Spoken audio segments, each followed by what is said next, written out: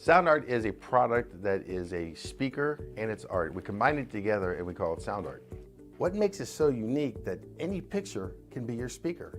Sound art gives you the high quality sound without the ugly speaker. This isn't a picture with a speaker, the picture is the speaker. Just imagine your wedding picture uploaded onto a canvas and now it's speaking 10,000 tunes. I mean, it's a very cool concept. What we like so much about it that you can take anything that means something very special to you, upload it on the canvas, have it hanging up in your room, your balcony, wherever you want to put it, and now it's a speaker. I mean, how cool is that? It's something that we have that and no one has. No one has this product. It's just a great gift to give anybody. It's just a neat concept. Around here we say, art never sounded so good.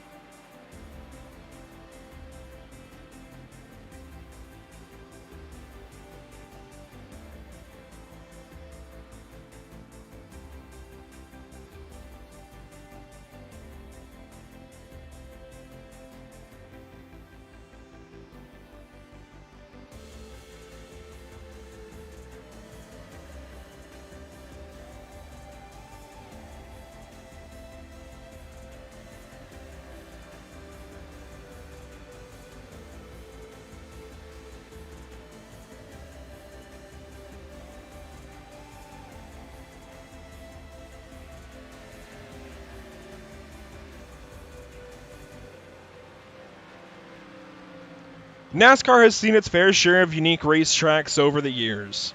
Tracks like North Wilkesboro, the original sand and road course at Daytona, Trenton, New Jersey, and many, many more come to mind.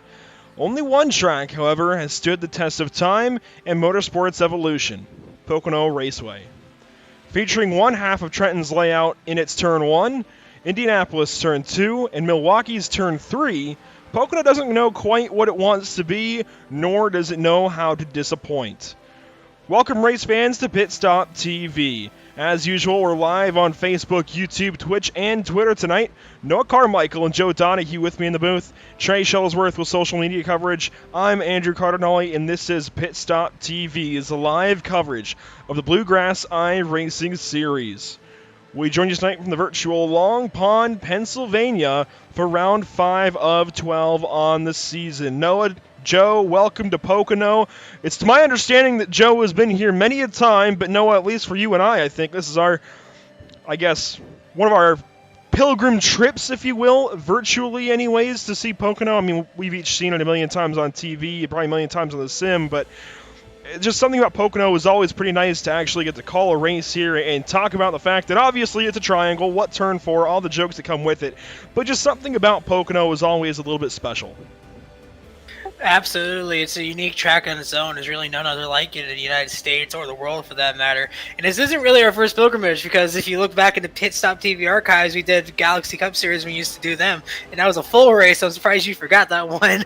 But yeah, you know, Pocono is such an amazing racetrack and such an amazing venue. Obviously, Turn 1 after Trenton, Turn 2 after Indianapolis, and Turn 3 after Milwaukee.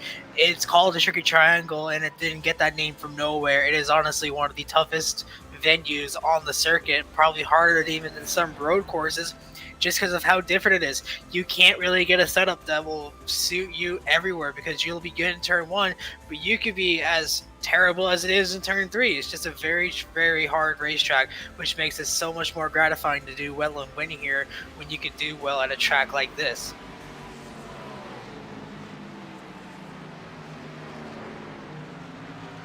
Absolutely, I agree with Noah 100%. This track, as you know, 3 different corners, and you can certainly be good in one end and bad in the other, or bad everywhere. For me, being from Pennsylvania myself, I have made the pilgrimage to this track in person a handful of times. I am well versed with the area. It's a lovely part of the country, as far as I believe. And it just has the effect with the way that the track is laid out, with all these different portions, the Long Pond straightaway, longest straightaway these cars are going to be running on all season long, that it's definitely going to be exciting. And it's also going to be cool to see if any of the hometown drivers, there are a couple Pennsylvania drivers in here, can hold strong on their home soil tonight. So I'm looking forward to it. The race is going to be cool. I always love Pocono. It always makes me feel at home, and it's an honor to be here on PitStop TV broadcasting tonight's race. Well, we're glad to have you this evening, Joe, and last week was certainly a bit of a doozy at Charlotte. I was watching the replay a little while ago, and, it seems, while I missed the race, being in Colorado, it seems that the race ended a little bit short and really shook up the point standings a bit, and we have those point standings to look at. Now, Justin Winters, Travis Miller, they won the first 2 races right out of the gate. They've both been dry since, and they've both been 1 point apart now for 2 consecutive weeks, leaving both Richmond and Charlotte with Justin Winters 1 point ahead of Travis Miller. I don't think I've ever seen that before for the points lead being that close. Literally only 1 point apart, 2 weeks in a row, no change, nothing like that. The whole top 5, there we go, actually stays consistent from Charlotte to now Pocono, with Joshua Abbey growing a lot closer to Matt Grenier to try and boost himself up into that top 5. You see Worthington and Terring each gaining 3 spots. The big mover in the top 10, though, Scott Fritz, up 4 from last week. Yeah, you talk about Justin Winters and Travis Miller winning the first 2 races and not really able to win anything else. If you did watch the race last week, Travis Miller was unstoppable the entire race. He dominated from start to finish, but in the closing stages of the race, got taken over by drivers like Tyler Johnson, who ended up going to get the win in his first start. He is here tonight. He is someone to watch out for again to see if he can do it. It is now 4 weeks in a row. The first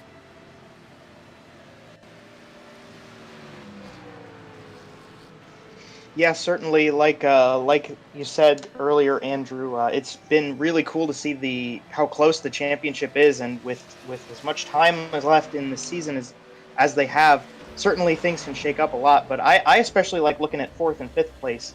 Wes and Matt are only 1 point apart as well, and while they're not quite up where Justin Winters and Travis Miller are, I think last week definitely showed that everybody has the potential to gain ground in the championship. If you look down further, you'll see like Daniel Worthington. I talked about him a lot last week with his kind of patient run to the finish, and he got a little bit of luck that brought him up in the standings. He got a really nice result out of Charlotte, but tonight's definitely going to be the same situation. We could definitely see that kind of thing happen again and shake up the point standings a little bit again. And Noah mentioned our previous trip here with the Galaxy Cup Series. We've been here with IORL and SRCA as well. And one thing that Pocono is pretty consistent with is changing things up, certainly mixing things around. Obviously, Bristol is a Tennessee mixing bowl down in Bristol, Tennessee. But Pocono is its own kind of mixing bowl, always trying to shake up those standings and really give the season a whole new dynamic. I expect nothing different. It's race 5 of 12, as I mentioned. And with Justin Winters and Travis Miller coming in, having pretty much dominated the season so far, my thought then turns to how are these two going to have some kind of mistake? Because, as I just said, Pocono usually changes things up, be it big crashes or fuel mileage really changing the end of the race. I'm wondering how the 88 and the 22 are beat tonight. Well, it's going to be really interesting to see. And like last time we saw, Justin Winters kind of held back at the beginning of the race. Not sure if it was just his strategy or if he was off a little bit, but he came back around at the end of the race with the late race cautions that started unfolding. So not necessarily that they need to be good coming in, but that they can be good over the course of the whole race. It's certainly still possible, though. We've seen a lot of things happen at Pocono over the years, whether you want to look at the stuff that you have on iRacing, stuff you have in real life. Anything can happen at Pocono. I've always thought it's one of the oval tracks that is the most like a road course. It's the most dynamic and changing as you go through a lap on the course. So that kind of thing can catch the drivers out. They're definitely gonna have to be on their game for the entirety of the evening tonight. Absolutely. If you recall when I was mentioning how unique this place is, that's exactly one of a lot of people's arguments. A lot of drivers liken it to like a road course. You'd have to shift down in turn 1 in most NASCAR stock cars these days. You have to downshift to third and to use that gear to pull you back up the hill out of turn 1 and down the Long Pond straightaway. You might even downshift over in turn 3 because you're getting down to such a low rev because you're slowing down so much. It's a flat corner. It's, like I said, based on Milwaukee. It's just this long, slow, sweeping corner. So it's really one of the only ovals, I think, probably the only oval, at least on the NASCAR Cup Series, but I think really throughout all the way through ARCA. If you want to go all the way down to ARCA and what was K&N, I don't think there's another oval where you commonly downshift to get up out of the corner. You might sometimes do it if you get up out of shape, drop down into third, power back out, but downshifting on an oval, while Pocono isn't quite an oval, I think is unique to just Pocono. Absolutely. The only track that really comes to mind that's quite like it is Darlington, with the two different tracks which actually the real life Cup Series go to this week to start their playoffs. You know, it has the really tight turn 1s where you can basically go flat out on the beginning of the run, but that turn 3 and 4 is such a doozy to get around because of how long it is.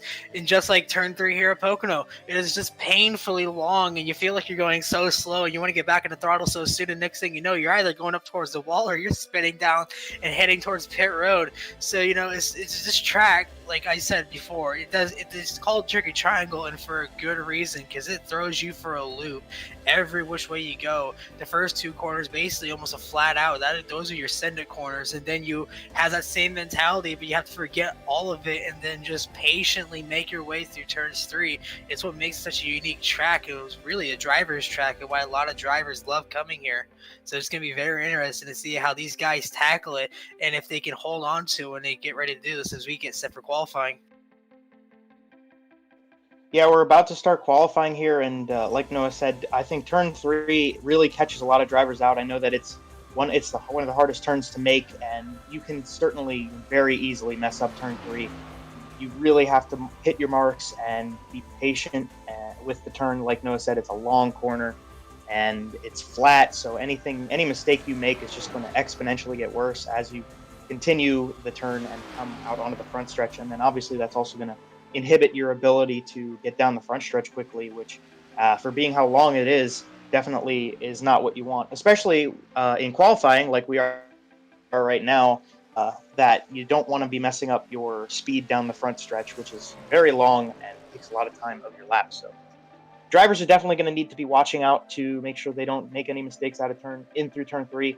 Definitely want to be patient in turn 2. We know that Long Pond straightaway does a lot for these cars. They get up to very high speeds, and going into turn 2, definitely a tricky one. There's a little bumpy on entry, but nothing too major now, especially if you compare like the Legacy Pocono to this Pocono. But yeah, turn 3 is going to be the one to watch to see who gets their momentum carried through the corner the best, for sure.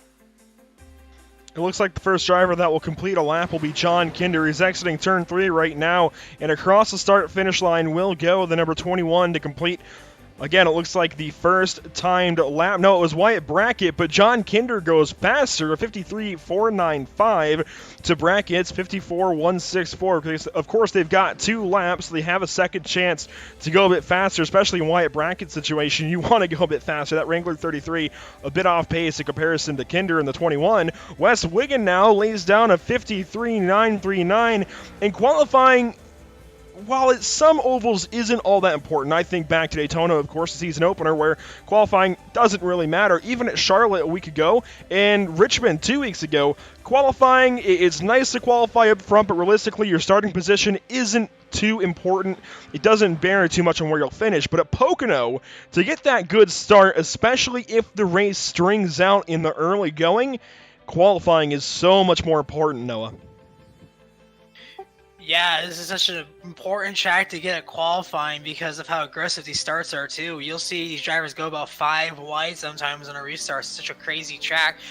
We talk about John Kinder putting it down the earlier lap. Travis Miller now setting up the fastest lap with a 53.125. John Kinder was one of the fastest drivers at Charlotte, but then quickly fell back towards the halfway point of the race, so we didn't really see much of him up until the point he was involved in a wreck. So that's a guy you want to keep your eye on, is that John Kinder, to see if he holds on to us. I'm watching Jack Bauer, who loses it out of turn number 1. He almost hits the wall. He holds on to it. He was really sending it and lost it in the exit of 1. He almost hit the wall. Looks like he's going to pull over, reset, get the new tires, and then put it all on lap 2 again. A really close call for him. But still, Travis Miller, the fastest guy on the racetrack right now, and he's the man to beat. Yeah, and when I think about people I want to watch, I also want to watch Nathan Maurer. We knew he was fast at Charlotte last week. He had a little bit of an unlucky situation unfold at the end of the race, and he ended up getting caught out with a late race yellow. But Maurer is a Pennsylvania native, and like we've said a couple times here, Pocono in Pennsylvania, so maybe he'll have a little bit of home field advantage for today's race. He was fast in practice, too, so maybe that'll carry over here for qualifying. Maybe it'll carry over for the race. I wouldn't be too surprised if it did. And he just leapt up to be number 3 with his first qualifying lap. It's a 53.333, which is about 2/10 off of pole time currently. Travis Miller currently the fastest through our qualifying session. We're running up on halfway through our 10-minute time allotment. The lawnmower, as we called him at Richmond, Nathan Maurer something or other. Nathan looking pretty stout right here in qualifying. Like you say, Joe, he's got a piece underneath him, that 971, as he comes along to complete his second of 2 qualifying laps. We'll see if he goes any faster. It certainly has not been the trend thus far to pick up on your second lap, and that actually is not quite true for the lawnmower. He goes a bit quicker. He's now only 7/100ths of a second off of our pole sitter, or 7.5/100ths rather. So he narrows that gap, but doesn't gain any positions. The next highest car we have on the speed charts is on the racetrack. It's going to be a 17 of Tanner Webb, currently heading into turn 3. He's already got a lap down, so this will complete lap number 2 for him. Noah pointed out Jack Bauer, and well, Jack is back on the racetrack, rather. Justin Winters as well, and Jack actually just completed his first lap. And I mentioned Justin Winters, we've got a new P1. Yeah, I was gonna bring him up and tell him that's the guy to keep your eye on because he started towards the back of Charlotte, and now he's pulling all the guns out. Now as now the first two, the currently right now as it stands, unless Nick Mills or Nicholas Snogle decide to go out there and set a lap, or David Brackett. Right now, you're 1-2, and qualifying is the 1-2 in the points. So how about that for a storyline going into this race? The 1 point gap coming into here is what is going to be on the line heading into turn number 1. But as we always know, you can't win the race on lap 1, turn 1, or even lap 15. So obviously, you're going to watch these guys maybe take their time and just bite it out and just make it through the laps. That's what we saw Justin Winters do. He just bided his time, saved the stuff, then came back out there and just tore it apart and came back for a top 10 finish. But right now, what a top 2 for this race as we get set. As we're about 4 minutes left here before we actually get to go to the race. Yeah, Nick Noggle getting, that was loose goose out of turn 3 there. If he could spoil the party here in the 08 car, but it would be interesting to see the top 2 in points leading us down through turn 1 for the first time. I think, and we talked with Travis Miller at the end of the Charlotte race. He definitely would agree with the statement that the two of them, being Winters and Miller, they are very respectful of each other out on track. So they're pretty patient drivers. They've proven that they have the ability to get through a long race. And I wouldn't expect them to get too antsy into turn number 1, but it definitely would be interesting to see what kind of mentality they're going to have when you think about the implications of the points championship and trying to get ahead into turn number 1 when the green flag comes. Another driver I want to keep an eye on is actually going to be this number 08 of Nicholas Snogle. He was real sideways out of turn 3 to end his out lap. Now coming to complete lap number 1. I don't think it's going to be the lap he wants it to be because he was so loose. Yep, 18th quickest of 54.251. Not at all what you want if you're the driver of the 18. You want to try, driver of the 08. You want to try and leapfrog your way up the standings a little bit. I don't think this qualifying effort is going to do that. He may actually go considerably quicker, though, this second lap, considering he doesn't have that hurdle to jump over, that really bad turn 3 exit going into this lap. So he actually might gain a lot of positions here on this second lap. One of the few drivers to do so. We saw a few of these guys like Nathan Maurer get a little bit faster, but he didn't gain any spots. That's, I think, going to be very different here with Noggle. He'll come around out of turn 3 to complete his second of 2 qualifying laps. Yeah, one of the only, I believe, the only Toyota in the field. He has a lot to ride on, being the only of the Camry brand. He does improve. He goes 11th fastest, improves to a 53.611. So now he will start back in row number 6. That's a quite considerable jump, going from second to last now all the way up to one position outside the top 10. So quite a jump for him, but still, as it stands with how it is, your front row is going to be the points battle. So what an incredible storyline for us to get to talk about as we get set for an incredible 200 miles of racing around Pocono Raceway. Yeah, this is certainly going to be interesting to see with Winters and Miller on the front row. Like I said, I think we're going to be pretty conservative in through turn number 1. The two of them have a lot of respect for each other, and I hope that stands today. Obviously, little things can go wrong, but they're pretty respectful and responsible drivers out on track. So that'll definitely be nice to see. But we'll also have to watch rows 2, 3, 4, everybody behind them, because getting position at the start of the race is the most optimal time when you want to start thinking about the field as it starts to single file out and spread out over the course of a run. Maybe some of the guys back there are going to be a little aggressive trying to get up in front of the front row, and especially considering how close the top 5 are in the championship coming into this race at Pocono tonight.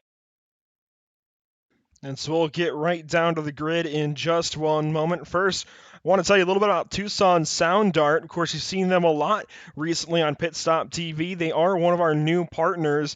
Your picture, your music. You provide the image you want, and we will custom create a beautiful framed, high-quality canvas with a built-in Bluetooth speaker. With Sound Art, you get the best of both worlds. Visit TucsonSoundArt.com for additional information. Quickly also want to tell you a little bit about BRP. The BRP iRacing Series is a series run and owned by Northeastern Big Block modified drivers, crew guys, and fans. If you're looking to get into dirt racing, already are, this league is for you. BRP is a fixed setup league that runs 360 wing sprint cars and pro late models. The BRP iRacing Series will be adding the big block mods to their series lineup upon their release on the iRacing.com service. You can find BRP on their Facebook page, the BRP iRacing Series. Now, we have 21 cars, so what do you say we each tank 7? The front 7 are going to be Justin Winters, Travis Miller. We've covered that quite a bit already this evening. Those two going fastest in qualifying. Also, your points leaders coming into race number 5 of 12. Row 2, it's Matt Grenier and Nathan the Lawnmower Maurer in 4th place. A little further back in row number 3, it's John Kinder, Tanner Webb, 5th and 6th. And finally, 7th place is Wes Wigand. Starting back in the 8th position on the outside is going to be Scott Fritz. Lining up right behind him in the 9th position is where you find Joshua Abbey, my apologies, trying to get there right, Avey, in the 28 of Adam Lancaster. Starting back in the 11th and 12th position is where you find Nicholas Snogle, who put down that faster lap for a second in our winner from last week of Charlotte, and the person I'm keeping my eye on, Tyler Johnson at number 6. And then rounding out in 13th and 14th is where you're going to find Wyatt Brackett in number 33, who was 3rd in points coming to this, I believe, and Josh Miller in that number 27. Row 8 is going to start on the inside with Jack Bauer in the number 48 car. To his outside will be Ed Osborne. And then behind them, starting 17th, one of the Pennsylvania drivers. This is Daniel Worthington driving the number 113. And to his outside will be John Fix in the number 9. Starting in 19th, Brian Terry from the Mid-South in the number 13 car. And to his outside will be Nick Mills. And the final car on the grid, David Brackett, will be gunning shotgun on the field to start tonight's race. So 21 cars in all, ready to go for 200 miles, also known as 80 laps, here at Pocono Raceway in Long Pond, Pennsylvania. We have 4 races, 1/3 of the season in the books. That means we have 8 races to go, starting with tonight. Race 5 of 12 at Pocono Raceway for the Bluegrass iRacing Series. We thank you so much for joining us this evening at PitStop TV. Again, you can watch us at Facebook, YouTube, Twitter, and Twitch. We've got 4 different ways for you to watch. At that point, what excuse do you have not to? Obviously, if you're already watching, well, you're already watching, so share it around. We're getting ready to come to the green flag this evening. Travis Miller on the outside of Justin Winters. Coming down the front stretch at Pocono, the green flag will fly, and we are at it for 80 laps at Pocono. Travis Miller on the outside in that BRP machine. He's going to jump out to the early race lead. Justin Winters got caught sleeping a little bit. Here comes that lawnmower you're talking about in the 971. He's going to tuck back there in the 3rd as they dive it down into turn number 1. The outside line prevailing for a little bit. He's going to try and clear him. A little bit of a wiggle there, but he's still going to get him regardless. As Matt Grenier loose back there, he's going to hold on to it. What a save as we stay green as they head down the Long Pond straightaway. And what a save it was, but not what he wanted to see at all. So he's going to fall back through the field as we come through the tunnel turn. Turn 2 here, and Travis Miller holding strong out front. Maurer's putting on some pressure onto Justin Winters here for 3rd place, but as they come in through turn number 3, it's going to be interesting to see what line they all run. As you see, the top 3 all took different approaches in through the corner, and it looks like they're going to all come out on the same spots and through to complete the first lap. Travis Miller leads the first one here at Pocono. Travis Miller leads after 1. Tanner Webb, 2nd place. Not sure where that 17 came from, but he's looking to the inside for the race lead in turn 1. He hooks that bottom yellow line, and he easily clears Travis Miller for now. Here comes the lawnmower down to the bottom, and he's going to get to the inside of Justin Winters with the draft on the top side. Should pull that 88 right back ahead. They go side by side. No, Justin Winters lets the 971 go on by. Here comes John Kinder. He's in 5th. Yeah, he was talking about Justin Winters. I talked about last week. He was saving his stuff and biding his time. I think that's the exact same strategy he pulled. He got the pole position. He proved how fast he was. Now he's going to bide his time, and I think Travis Miller is going to do the same thing. He's going to fall back to 3rd now and let Nathan Maurer move up into the 2nd spot. You talked about Tanner Webb. Where did he come from? He came from 6th, and that was an incredible first lap. jumping up all the way up to the top spot. Now he's number 1 on the scoring pylon, but now Nathan Maurer has anything to say about it. He was on the pole last week at Charlotte, and now he moves himself up in the 2nd spot, trying to put the pressure on that 17, but now all eyes right now are on that points fight they're talking about. Each position, basically, who's ever in front of the other is the points leader at the moment as they stand with how they run. But right behind them is where you find John Kinder in the 21. He's starting to put the pressure on the 88. So the fight between this top 5 is really starting to heat up. But it's getting started as we're only on lap 3 at the moment. Yes, so Tanner Webb got an amazing start, but Tanner Webb, don't forget, he's not in the points championship like the rest of them with Justin Winters and Travis Miller.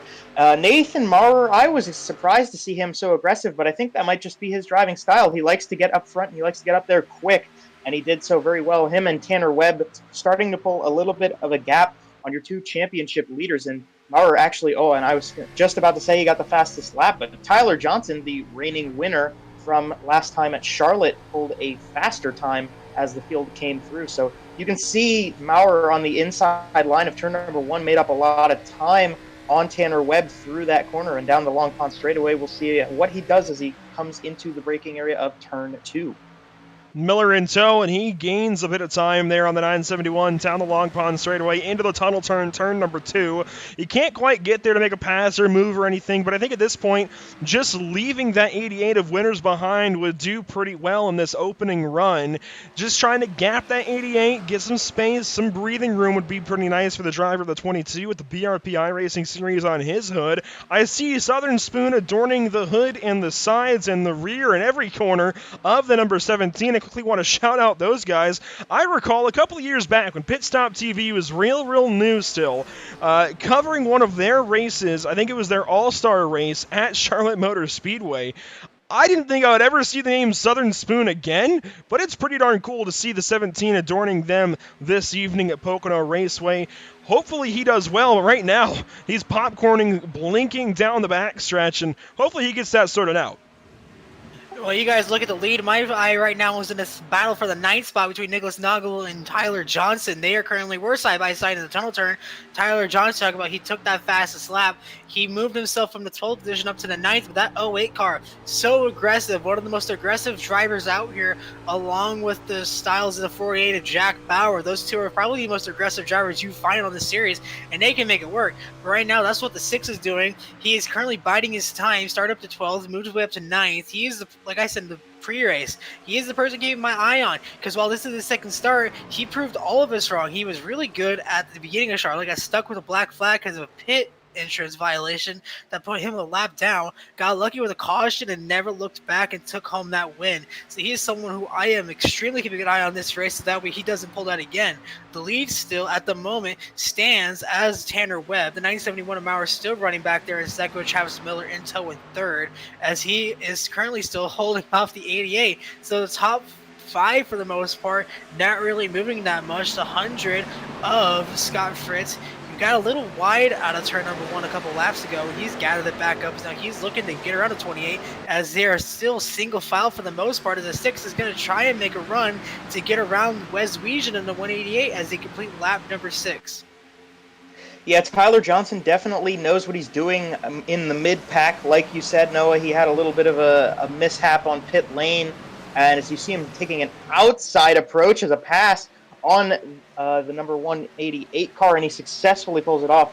Tyler Johnson knows how to get back to the front from the mid-pack and from the rear. He had to do so to get his victory at Charlotte last week. He's one of the 4 different winners in 4 races in this series, and that we haven't really talked about that, but so far this season in 4 races, it's been 4 winners, so we're definitely looking to see if anybody's going to repeat, but we're also watching for some of those new names, one of which could be Tanner Webb. He is leading this race right now. Obviously a long race to go, but he has yet to pull a victory this season, as Nathan Maurer is going to be looking down the inside, the number 971, down the front stretch, and he will have what could be the preferred line for that Chevy Camaro in through turn number 1, but on his home soil, Nathan Maurer does not have a win yet this season either. He certainly would love to get one here tonight. Either one of these top two could add themselves to that list of winners. Here comes Webb back to the inside of the lawnmower. Into turn number 2, they will go side by side. This is bringing the entire group of front runners with them. Almost some contact with Fritz, and it was that Lancaster further back. They almost get into each other nose to tail. Johnson actually runs up on Fritz now out of turn 2, but the battle for the lead goes on with Maurer and Webb going at it. Webb now falls into second place. It looks like that 971 is just a little bit better right now. It's only lap 8, now lap 9 of 80, but the 971 is looking pretty stout.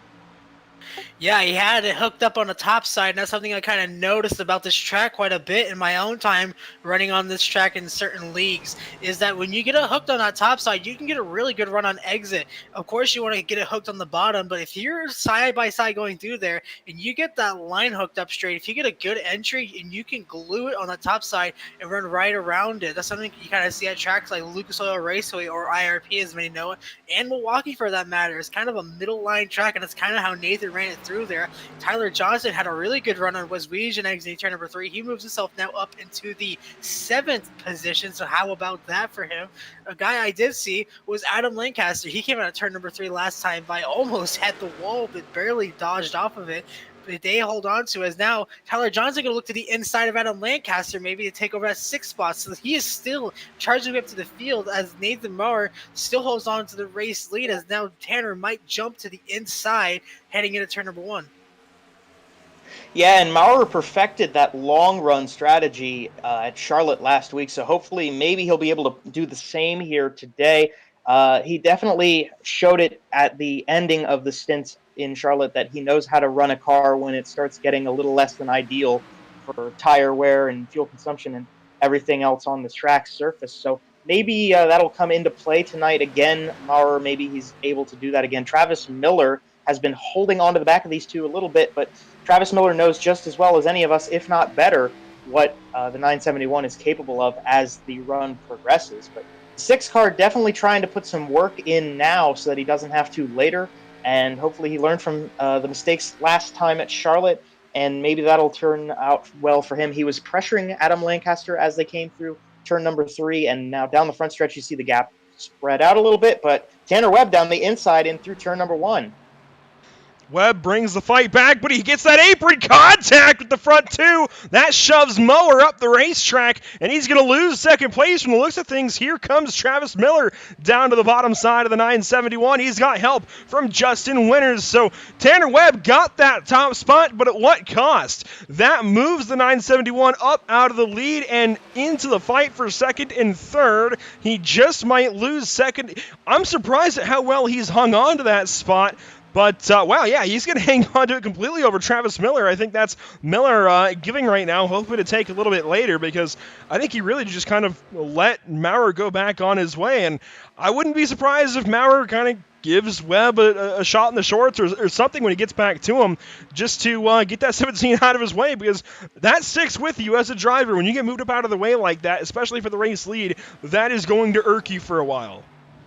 Yeah, well, if you listen on the radio, Tanner was actually repeatedly saying over the radio, sorry. So that was obviously not really much of a purposeful shove, but regardless, that's not what you want to see. Is now all over the back bumper. This is going to be interesting. Is he going to give him a shot? Oh, yeah, he is. He's going to give him a shot going into the tunnel turn, but it's not really going to affect them too much. He's going to back up his car a little bit. Oh, he is going to run wide, but he's going to allow that 971 to have the run.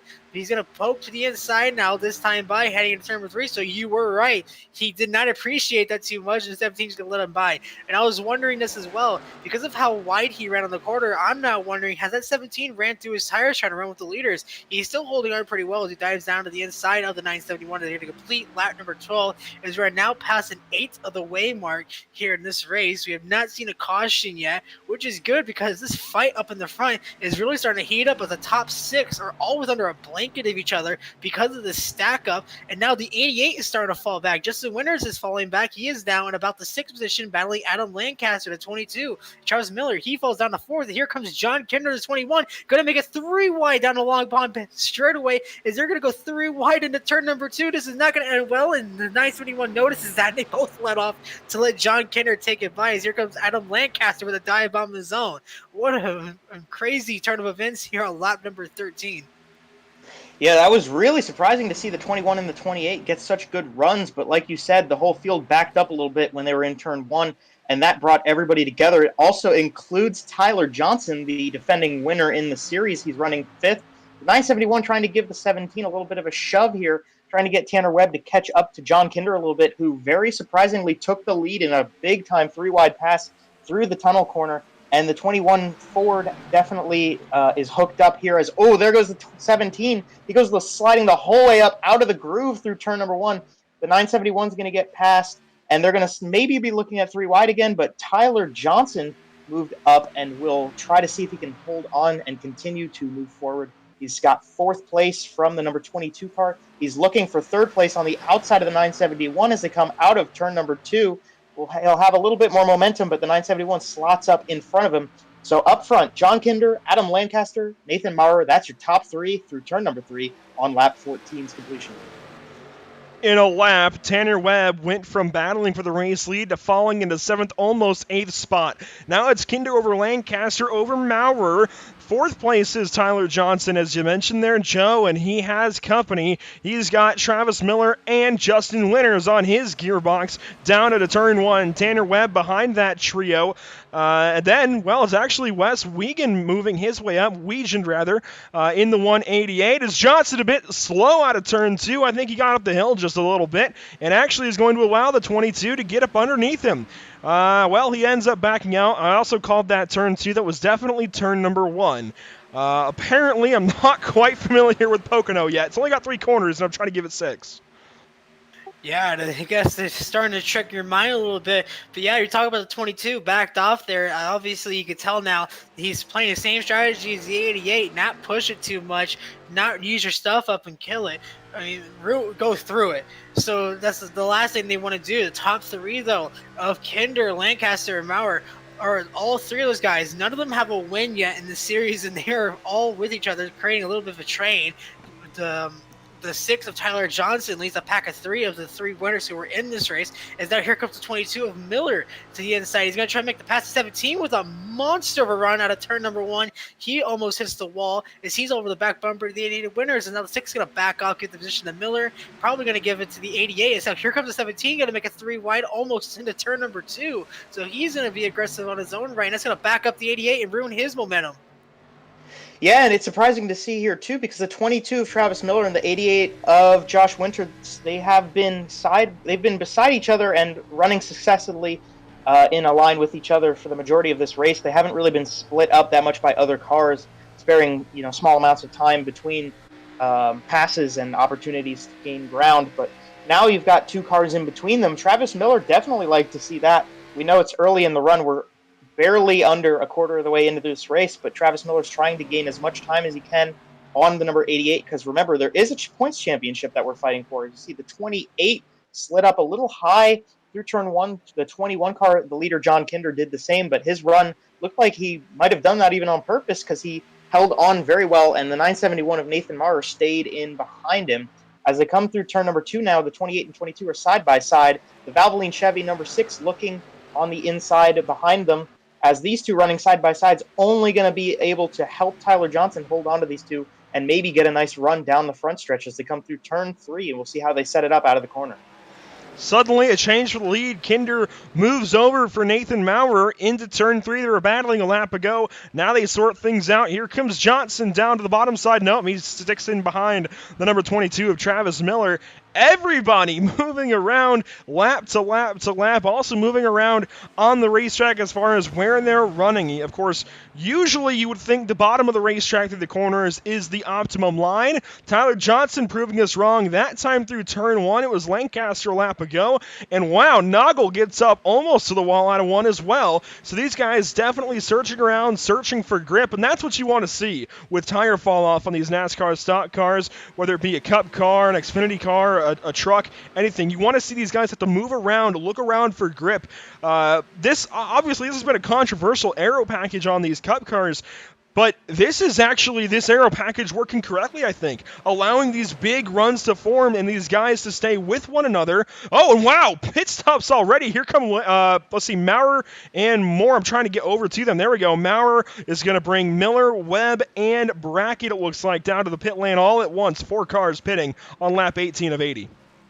Yeah, I was listening to the radio, and the 17 was the first to call it. The 22 kind of did on his own. The 971 called it late exiting 3, but now you see the 3 of your leaders, one of them being the championship contender, now on the pit road. It's going to be very interesting to see it. The 971 slides into his box. He's going to get in there just safe. The 100 car now announcing his entry to pit road. The 188 as well. So, yeah, midway, only 20 laps in there. So you're starting to see now about 20 laps is the run of what you're going to see. So they have about 2 to 3 more pit stops, barring any cautions. So it's going to be very interesting to see how this goes, as everybody's coming in this time. Yeah, I was wondering there when they came into the pits if it had something to do with the fact that those cars were the leaders in the very early stages of this race. You see Tyler Johnson taking his pit stop. It also looks like the 22 car might have come out in front of the 971 and the 17. I think he took 2 tires on that stop. So that's an interesting strategy move here at Pocono. And they did pit a little earlier than I guess we expected them to. And being the first cars on pit road, they're trying to figure out what they can do to stay up front as the pit cycles out. But Tyler Johnson, Scott Fritz, a couple others here on pit lane. Now, Scott Fritz actually had to back up. He missed his pit stall, so that's really not going to be helping the 100 car here. So pit stops in full swing right at the quarter mark. The guys, this is going to give them an interesting scenario for the rest of the race and an interesting strategy to try and play. They are going to be very, very close. If this is the limit on fuel, I think they're pitting maybe slightly early just to pit right at the quarter mark, but they could be really, really close to the end of the race if they pit right on the quarters, 1 quarter, 2 quarters, 3 quarters, and so on. It's going to be interesting to see how these guys play it to the end of the race. Everybody else almost comes in this time. Yep, looks like the only car staying out this lap will be Matt Grenier. So, if these guys are close on fuel, suddenly Matt Grenier might cement himself as the favorite on fuel mileage. The only thing that worries me is he's running out here on his own right now, and he might be having to save fuel or whatever with no draft. So he's, just like at a plate track, he is bearing the full brunt of that air resistance and actually turning a bit of a slower lap time. You see all those draft laps going up to the top and everybody going purple one after another when they were running full bore. He's running a slower lap time right here, and he might lose time. Yeah, and the 15 just announced in his radio he's pitting this time. So, yeah, he's about 2 to 3 laps ahead of what the pack is. I was surprised it's just a winter spit as early as he did, because I think, as Joe could attest to, is that Charlotte, he was the latest of any of the drivers who stayed out or who pitted. He pitted about maybe 5 to 10 laps later than the pack did. So he really stretched his fuel miles out. So I'm surprised that he pitted on the second round of green flag on the second lap of these green flag stops, as he gets a move and a half going into the corner on the 188 of Legion and the 17 of Webb. So he is really making moves now. He's going to dive into the inside of 17. Was asking him, hey, I thought you were going to want to race more. He said it was too early. I guess now is the right time, because he's not wasting any time to try and get on a 17 car a little high. He gets loose out of the exit of the corner, as now they're going to go down the front straight, but it's going to ruin the momentum of that 88 car as they complete lap number 21. Yeah, Winters got loose out of turn number 3 there, and that corner's just going to catch out literally anybody who goes through it and doesn't have their full game on, and it caught out the championship leader there through that time. But yeah, like you said about Matt Grenier, he was very successful at Charlotte at getting a longer run out of his fuel, and that might be his strategy move for the race here. The New Englander, the black number 15 car, trying to go off strategy from the rest of them, as you're watching John Kinder and Tyler Johnson race each other, a Ford and a Chevy coming out of the tunnel turn. John Kinder held on to that one for Tyler Johnson to stay back, but this race certainly plenty of time left as you're continuing to look back further. And we're riding here with Nick Snogle, who to turn 3 is running in 10th position, right behind the Wrangler number 33 of Wyatt Brackett. Gets a run and is going to look on the inside down the front straightaway here. So the pit cycle definitely opening the entire field up to a lot of battles strewn throughout the field. Right now we're watching Weegan, Snogle, Brackett, and even Jack Bauer in this quadrant of cars, if you will. And Weegan up the racetrack. He's going to lose a couple of spots. He's going to lose now, looks like 8th and 9th and drop into 10th. Here comes Bauer. He wants 10th, so move the 188 back into 11th. Another battle I was looking at is actually going to be Scott Fritz and Joshua Abbey as they go down the back stretch. Abbey actually lost that position, but he's got Daniel Worthington, one of his teammates, to worry about behind him, so they could start battling and get into a bit of a fight here at Pocono. We're just past a quarter of the way through. If you're just joining us this evening, we've just had our first round of green flag pit stops. You're currently looking at the number 8 car of Nick Mills, a little ways behind that pit stop ace and strategy ace that you guys were talking about of Matt Grenier. He went the longest of anybody by just 1 lap over most, 2 laps over the rest, so he just might be the best on fuel for the rest of the race. Meanwhile, these guys continue to fight up front. Nathan Maurer has cleared himself of everybody else by 4 seconds, but it's on behind him. Yeah, when I was looking at it as a 22 of Miller, he was stuck on the high side from turn 2 all the way over to turn 1 with a big pack of cars, about 5 or 6. He fell all the way back from the 2nd spot, now down to the 7th spot, so he got really hung out in that pack. That's going to move John Kinder now up to the P2 position. Tyler Johnson up to 3rd. Here comes Tanner Webb on those fresh tires now diving to the inside. He's feeling racy again as he's going to try and take over the 3rd spot, but here comes Lancaster to 28 with Winners in tow. As then we got a 4-pack of cars coming off of turn number 3 down the front straightaway. Your Winners diving all the way down to the bottom to try and get a run. Maybe try to make a 3 wide on the 17 and the 6 as they are 2 by 2 heading back into 1 with the 21 of Kinder still in 2nd, but clear ahead by 3 seconds is that 971 of Nathan Maurer. So the Pennsylvania native starting to run away with it here in the midpoint of the race. Yeah, and Maurer, we know he's also really good on making a car last throughout the run. I'm surprised to see such a big gap, but at the same time, we know that he's very capable of driving this car. And the Simbox Chevy very far out front, but you're still watching the battle for 3rd. There's 4 cars in it now as Tyler Johnson held on to it, and they single file back out there with Josh Winters sticking it in the 5th position. So the drivers getting a little aggressive with each other in these small groups. As you see Travis Miller now getting passed by Nick Snogle on the inside. We'll see if he tries to cut back underneath. Wyatt Brackett is a part of this picture now, too, with this race here as they compete in and amongst themselves for 7th position. Nick Snogle holding on. Travis Miller drafting down the front stretch. Maybe he's going to look down the inside into turn number 1 as we come into the corner. Not this time. So the 3 manufacturer makes all in a line through turn 1. And actually, Travis Miller lost a lot of time off the tail end of Nick Snogle, and Wyatt Brackett going to try to take advantage of it with Jack Bauer in behind the number 22 down the long pond straightaway. Yeah, this 22 that won at Daytona not looking very good at the next 2.5-mile racetrack. The 22 going the wrong direction right now. Travis Miller has dropped from that fight up amongst the top 3 or 4, now to 9th position, and just might lose 9th to Jack Bauer here soon.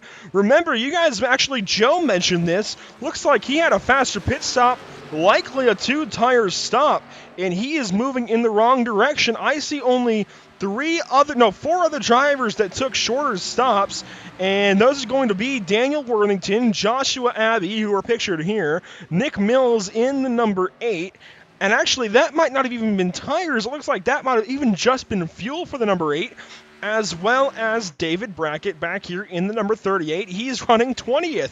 So everybody who's taken 2 tires or less, possibly, is starting to move in the wrong direction. I wonder if the thought is, right, you're running a 60% fuel load. If you run one side of your tires to completion through 2 fuel runs, you are then running them for 120% of a run that you might usually go through here at Pocono. I wonder if that's the idea and that they're just trying to use up those left sides but save some time. That said, I don't think it's going to work, and Nathan Maurer, who actually had a normal pit stop by virtue of the draft, it seems, has backed himself all the way up to within now a third of a second almost to John Kinder for second. Yeah, you talk about the aid of Nick Mills, you thought taking fuel only. That is a very questionable call on that, because in that case, he is looking to make about those tires last 40 laps, which is really hard to do in its own right at a track like Pocono or anywhere for that example. My eye right now is the battle back there for the 4th spot between Tyler Johnson and Lancaster. Lancaster looked to the inside in the tunnel turn, couldn't make it happen. He falls back in line. But you talk about the fight going on between the lead, as Kinder has now catched up to the 971 Maurer, but not too far behind them is your points leader in the 88 of Winters. He's starting to close his way back in and make a charge towards the front. That 21 car we talked about back at Charlotte, he was one of the front runners for most of the race, but once that midpoint of around the third of the way, he really started to fall off and then end up being involved in a wreck. So something you gotta watch is if he can actually hold this momentum that he has going and stay up here with the leaders, or he's gonna fall off a cliff again and fall all the way back outside the top 10 once more. But still the leader right now, that 971 Maurer. But the question is for how long, because that 21 is thick within the draft and could get a run in the next 2 corners if he really gets the proper line going through these corners.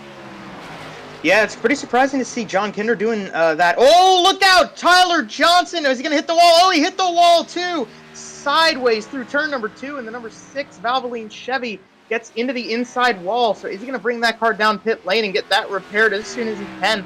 That was not what he needed in this race here. We're all about 30 laps in, and Tyler Johnson gave the inside wall a little bit of a scratch. You're going to look at the replay here. The 28 of Adam Lancaster actually gave him a slight bump into the corner. Oh, and he definitely gave him a nice little tap in the middle of turn 2.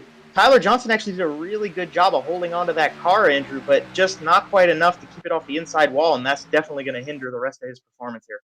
We're going to watch some slow-mo here during green flag racing. You're going to see the bumps kind of move the number 6 of Johnson up the racetrack, and that's where Lancaster sticks his nose up underneath. There's the contact between the two.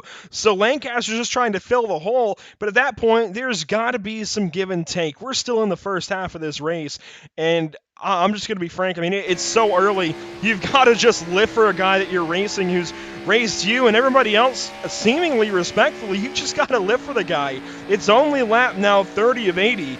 We still have a lot of racing to go, and if we get a caution to bunch these guys back up, of course, Tyler Johnson could give Adam Lancaster the short end of the stick and could put him in a bad situation. So if I'm Lancaster right there, I've got to just live for the guy and let the battle do its thing and just try to keep racing him. I get you're trying to fill a hole. You're trying to be Ayrton Senna, and if you see a hole, you've got to fill it. But at the same time, you're still really early in this race, and we're looking like we might not have a yellow. I wonder if Lancaster might have damaged his right front a bit as well. Yeah, well, we were talking about that. We did have a pass for the lead. John Kinder, now your race leader. You were talking about Lancaster. That was about a dive bomb and a half. He pulled on a 6. I was surprised it didn't cause a caution, which just tells you how great the car control is between those two. But that 28 car was uber aggressive in that corner, especially this early in the race. Sure, we're about a lap 31, but still, you don't want to be making moves like that. And the 971 just pulling over on the 28 by, so you got to wonder. What I saw in the replay looking back at the pass for the lead is he was really wide in turn number 1. So now I'm wondering, has he run through his equipment and is now hanging on to make it to the end of the stage? Because again, really wide through turn number 1. That is not even close to a second lane that you can pull here.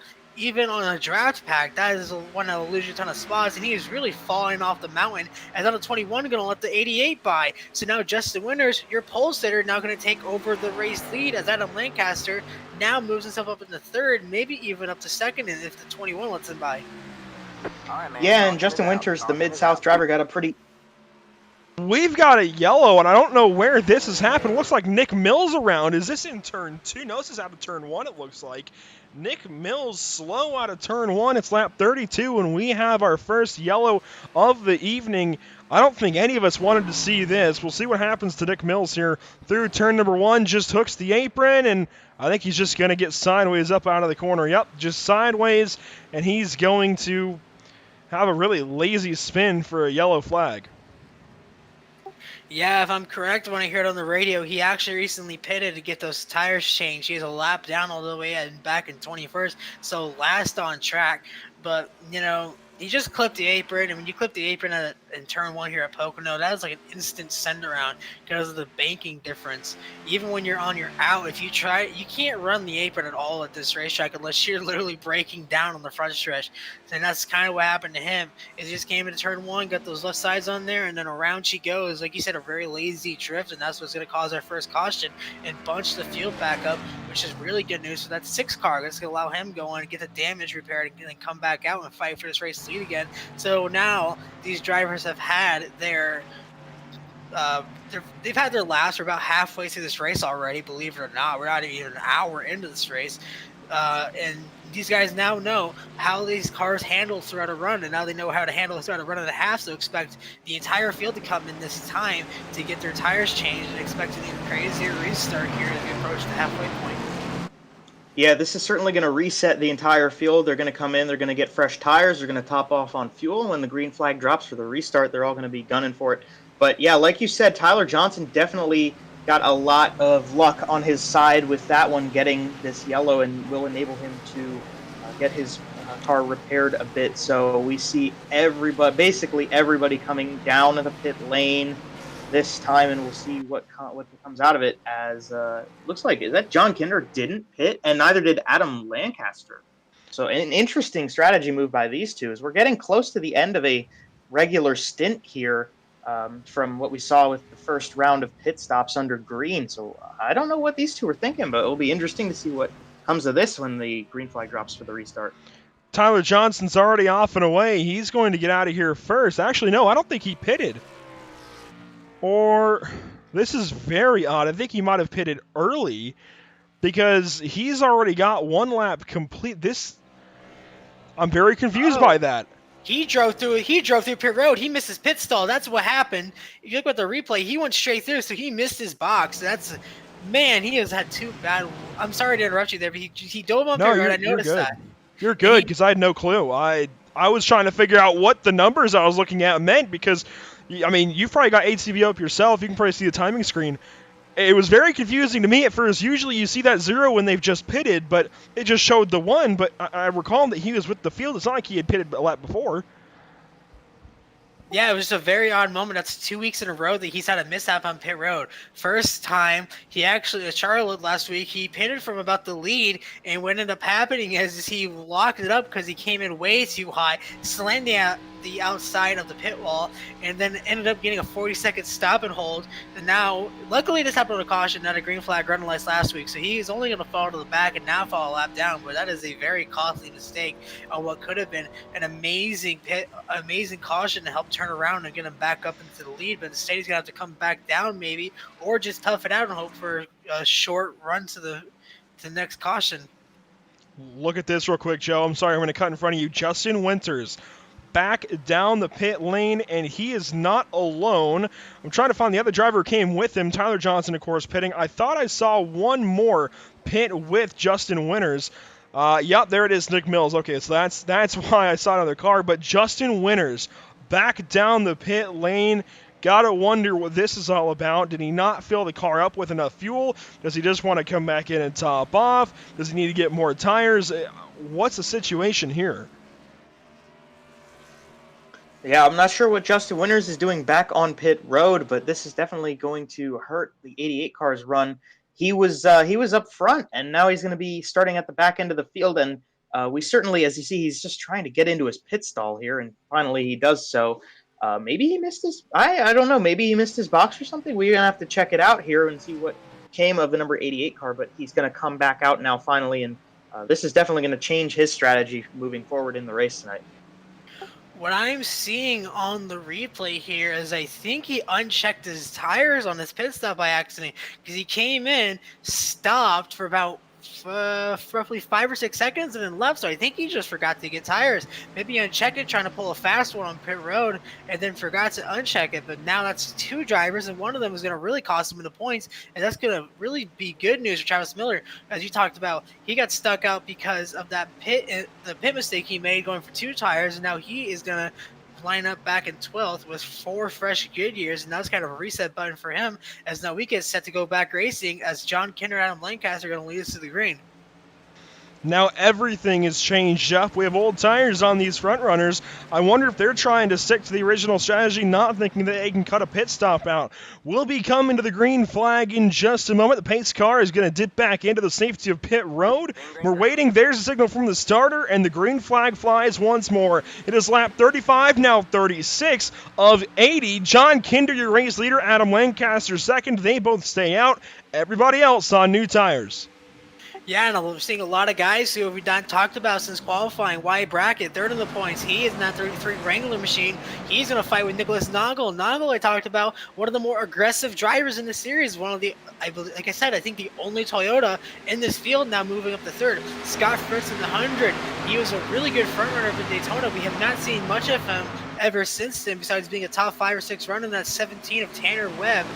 Really aggressive driver here, and what I believe is one of his first starts. I haven't seen much of him, so he is really starting to try and pull out with a race lead. But still, John Kinder in the 21 and the 28 Haviland Ford of Adam Lancaster currently 1-2 as they run it off of turn number 3. As right now, the top 3 are oil brands, because in the first spot is that Eagle 1 Ford. In the second place is the Haviland Ford, and then in third is the Mobil 1 Toyota. So right now, the oil brand is putting up a fight here in the top 3. Yeah, and it'll be interesting to see how long John Kinder and Adam Lancaster can stay up front here, as you see them maybe almost get close to touching through turn 1. Not taking any fuel or tires, not even coming in for a pit stop is an interesting strategy move, and we'll just have to see how long they can hold on up front. But we want to talk about the implications in the championship of that yellow flag, and especially what happened under the yellow for Justin Winters.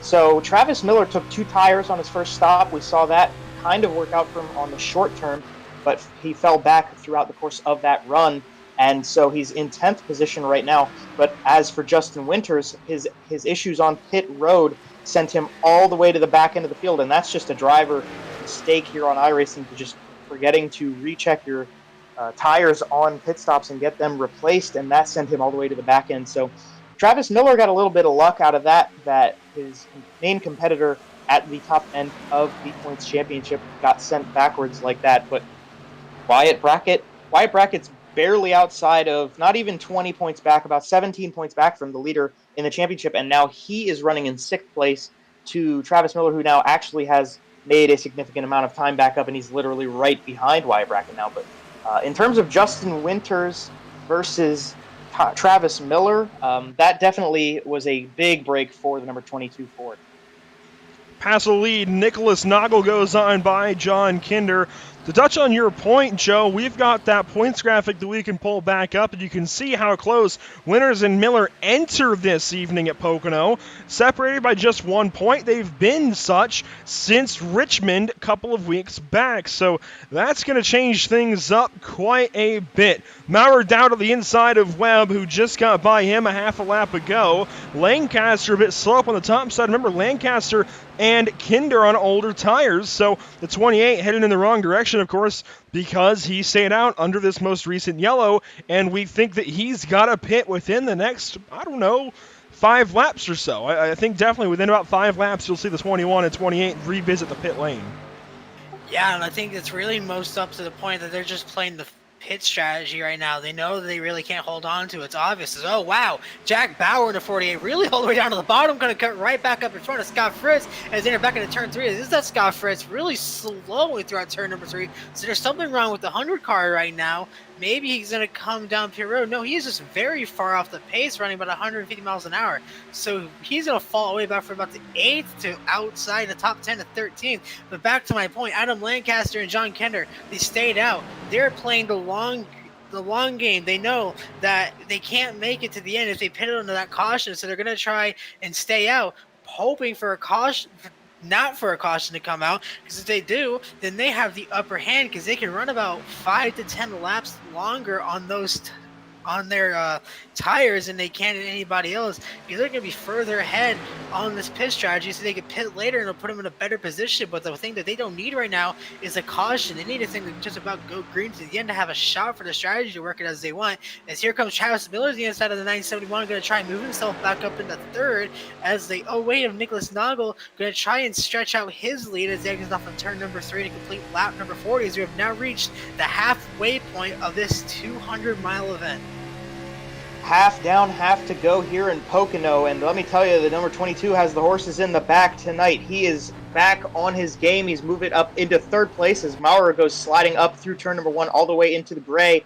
And the two leaders of this race, Nick Noggle and John Kinder, we're going to see if maybe this is part of their strategy to hold the rest of the field up behind them, as it would seem, as Travis Miller now gets around the number 21, and the number 17 of Tanner Webb is going to do the same with Nathan Maurer following. So now, finally, we're seeing these two cars that did not come into the pits with the rest of the field under yellow starting to get eaten up by the fresher tires of the rest of the field. But Travis Miller must be listening to the broadcast. He heard me say that he was hanging back a little bit at the far end of the top 10, and he put the afterburners on, and he's up into second now, and he's going to be trying to take the number 08 on and get in front of that Toyota, maybe even in through turn number 1 this time. He's only led one lap. He's looking to change that. Down to the inside of Noggle he goes. Room is running out. Does he get into the 08? Not quite, but things were close down there on the bottom side of turn 1. And them battling will bring those two of Webb and Maurer right back into it if they aren't careful. Side by side go the 08 and double deuce, I suppose. Down to the inside goes the 22. He takes the race lead. Noggle falls back into Webb's grasp. Quickly, since we are halfway, I want to tell you about some of our partners at PitStop TV. Of course, Tucson Sound Art. Oh, actually, I don't know how they hung on to that one, but Nicholas Noggle ends up getting a bit sideways through the grass and hangs on to things. But we almost had a pretty big incident there, as I'm just trying to tell us about Tucson Sound Art. Again, your picture, your music. You provide the image you want, and we'll custom create a beautiful framed high-quality canvas with a built-in Bluetooth speaker. With Sound Art, you get the best of both worlds. Visit TucsonSoundArt.com for additional information. We also want to talk about permanent makeup and cryo in Maine. When it comes to your appearance, you deserve the best care that money can buy. At Permanent Makeup and Cryo in Maine, the owner, Ashley Bullier, is a certified micropigmentation specialist who provides professional, safe, and personalized services. You can contact Permanent Makeup and Cryo in Maine at permanentmakeupinmaine.com or call or text them at 207-358-8683. If you're looking for the best solutions for your permanent makeup concerns, give Permanent Makeup and Cryo in Maine a call today to book a consultation. If you visit their Facebook page, Permanent Makeup and Cryo in Maine, you can enter one of their monthly giveaways. Enter today, and who knows, you just might win. Again, that Facebook page is Permanent Makeup and Cryo in Maine. Cryo spelled C-R-Y-O, and the ampersand used for and. Noggle up the racetrack. He's now going to fall victim to Jack Bauer, who I noticed has some right front damage here, Noah. Even some left front damage, possibly. That 48 certainly been in the wall or been in another car at some point, and is looking a little worse for the wear and got a few battle scars. Absolutely. I talked about early in the race, Jack Bauer along with Noggle. Those two are the most aggressive drivers on the racetrack, so it's no surprise there to see the 48 with a little wear and tear on that car. An amazing job right now holding on to him in the 6th position right now in that Ally Chevrolet. The Jimmy Johnson paint scheme as he prepares to do battle at Darlington for the final time of his career, in a beautiful throwback of the Dale Earnhardt Richard Petty throwback for the 7-time champion. But right now he finds himself in the 5th position, currently trying to track down Tanner Webb, but now if Noggle has anything to say about it. Ever since that little shove he got from the 17 of Webb, he's kind of been falling off the pace as he goes way wide off of turn number 1, so you got to wonder, he maybe ruined his tire sliding it to save it, but still, the leader is Travis Miller as Nathan Maurer in the 971, about a second and a half back at the moment, trying to fend off Wes Weejan in the 188. Tanner Webb falling behind him. He's someone we're going to start to talk about more as one of the more aggressive drivers, along with Snogle and Bauer. As John Kinder with a 53.431, he goes fastest here in this race. At the 17 of Webb starting to pull in on that 188 of Weejan, expect him to maybe make a move down here. He's been really aggressive. If he finds the hold, he can make the move, he'll take it, and he won't think about it twice. That's what's caused a couple of the incidents that he's had with some of the drivers out here with the contact he's made. So he's really been making some aggressive moves to try and make his way to the front, which is why he's been able to run in fourth, but he's also been running through his stuff. So you're able to watch him later on in this run to see how well he holds up. He's going to get the run down the Long Pond straightaway and maybe make a run at turn number 2.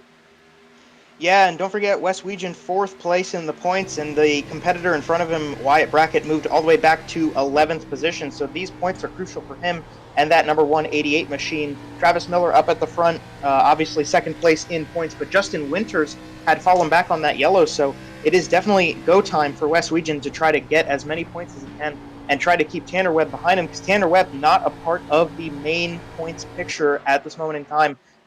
So these points that the 17 car is going to pull off, and at the end of the day, we'll see if that's going to make a difference for the number 188, as he's got pressure on the outside. The number 17 of Tanner Webb made the pass on the straightaway, and they're going to fall back in line with each other going through turn number 1 here. As we look back at the number 33 and 15, Wyatt Brackett leading a field of cars running back to back to back to back to back into turn number 1, and the fight goes on. And this battle is Brackett in 10th, then Winters now in 11th as he goes by Grenier, then David Brackett in 13th, Scott Fritz in 14th, and it looks like the number 8 of Nick Mills tagging on, but he is not for position. Since we've got some time in this long green run, first I want to tell you about a couple of drivers who pitted under that long run, Adam Lancaster and John Kinder, but also actually Nicholas Snogle has just opted to come down the pit lane after battling for the race lead a little while and dropping a little ways back. But let's go from the back to the front real quick, guys, starting with Nick Mills in 21st in the number 8. Remember, he's our only cause of a yellow so far. Currently 1 lap down. Still Nicholas Snogle. We just saw him. He's now in 20th. John Kinder in 19th, right behind Adam Lancaster. They just pitted since they stayed out under that yellow about lap 30 or so. I think it was 32. Then it's Josh Miller in the 27 in 17th spot. Up ahead of him, Ed Osborne, in the VFP Incorporated, number 555. And finally, John Fix in 15th. In the 14th position, we're going to find Scott Fritz. He's fallen way off the pace now. He is fighting the 8 car of Mills, not for position, but just for track position. He kind of let him by there. In the 13th position is the 38 of David Brackett, who is fighting for the 12th position with I thought it was Matt Grenier. No, he did pass. So Matt Grenier has fallen back to the 13th position. Now David Brackett fighting Wyatt Brackett for the 11th position. And then up into the 10th position is where you're going to find your current points leader as it stands. Justin Winters in the 88, who is fighting Tyler Johnson for the 9th position. Up into the 8th position is where you're going to find the 13th of Brian Terry, a guy who we haven't talked about, not 13, Red Bull Chevrolet. And then in the 7th position, trying to make the run on Daniel Worthington, is the 05 of Joshua Abbey, as he's going to try and make the run to turn number 2. Yeah, running 6th place right here, the number 113, the black and green machine. That is a Pennsylvania driver, and that is Daniel Worthington. He had a little bit of a quiet start to this race, but he's running P6 right now, so definitely starting to make some noise in that Jack Daniels Green Apple Ford. The top 5 is rounded out with the number 48 Ally Chevrolet and Jack Bauer, one of the more aggressive drivers in this field. We saw him make a little bit of contact with the number 100 of Scott Fritz earlier. That's where the damage came from, that you can see on driver right of the car, but he's still holding on to a top 5 right now. In 4th position, Wes Weejan, and he has been putting a little bit of pressure on at the front end of the field. He's been fighting with the car that's leading him on track in 3rd place. Tanner Webb in the number 17. He's been strong all day long. The number 17 car has been up front and a part of the race picture throughout the entirety of the race so far, and so hopefully that number 17 Chevrolet can stay up front, and Tanner Webb's going to still be trying to be pulling off his first win in the series this season.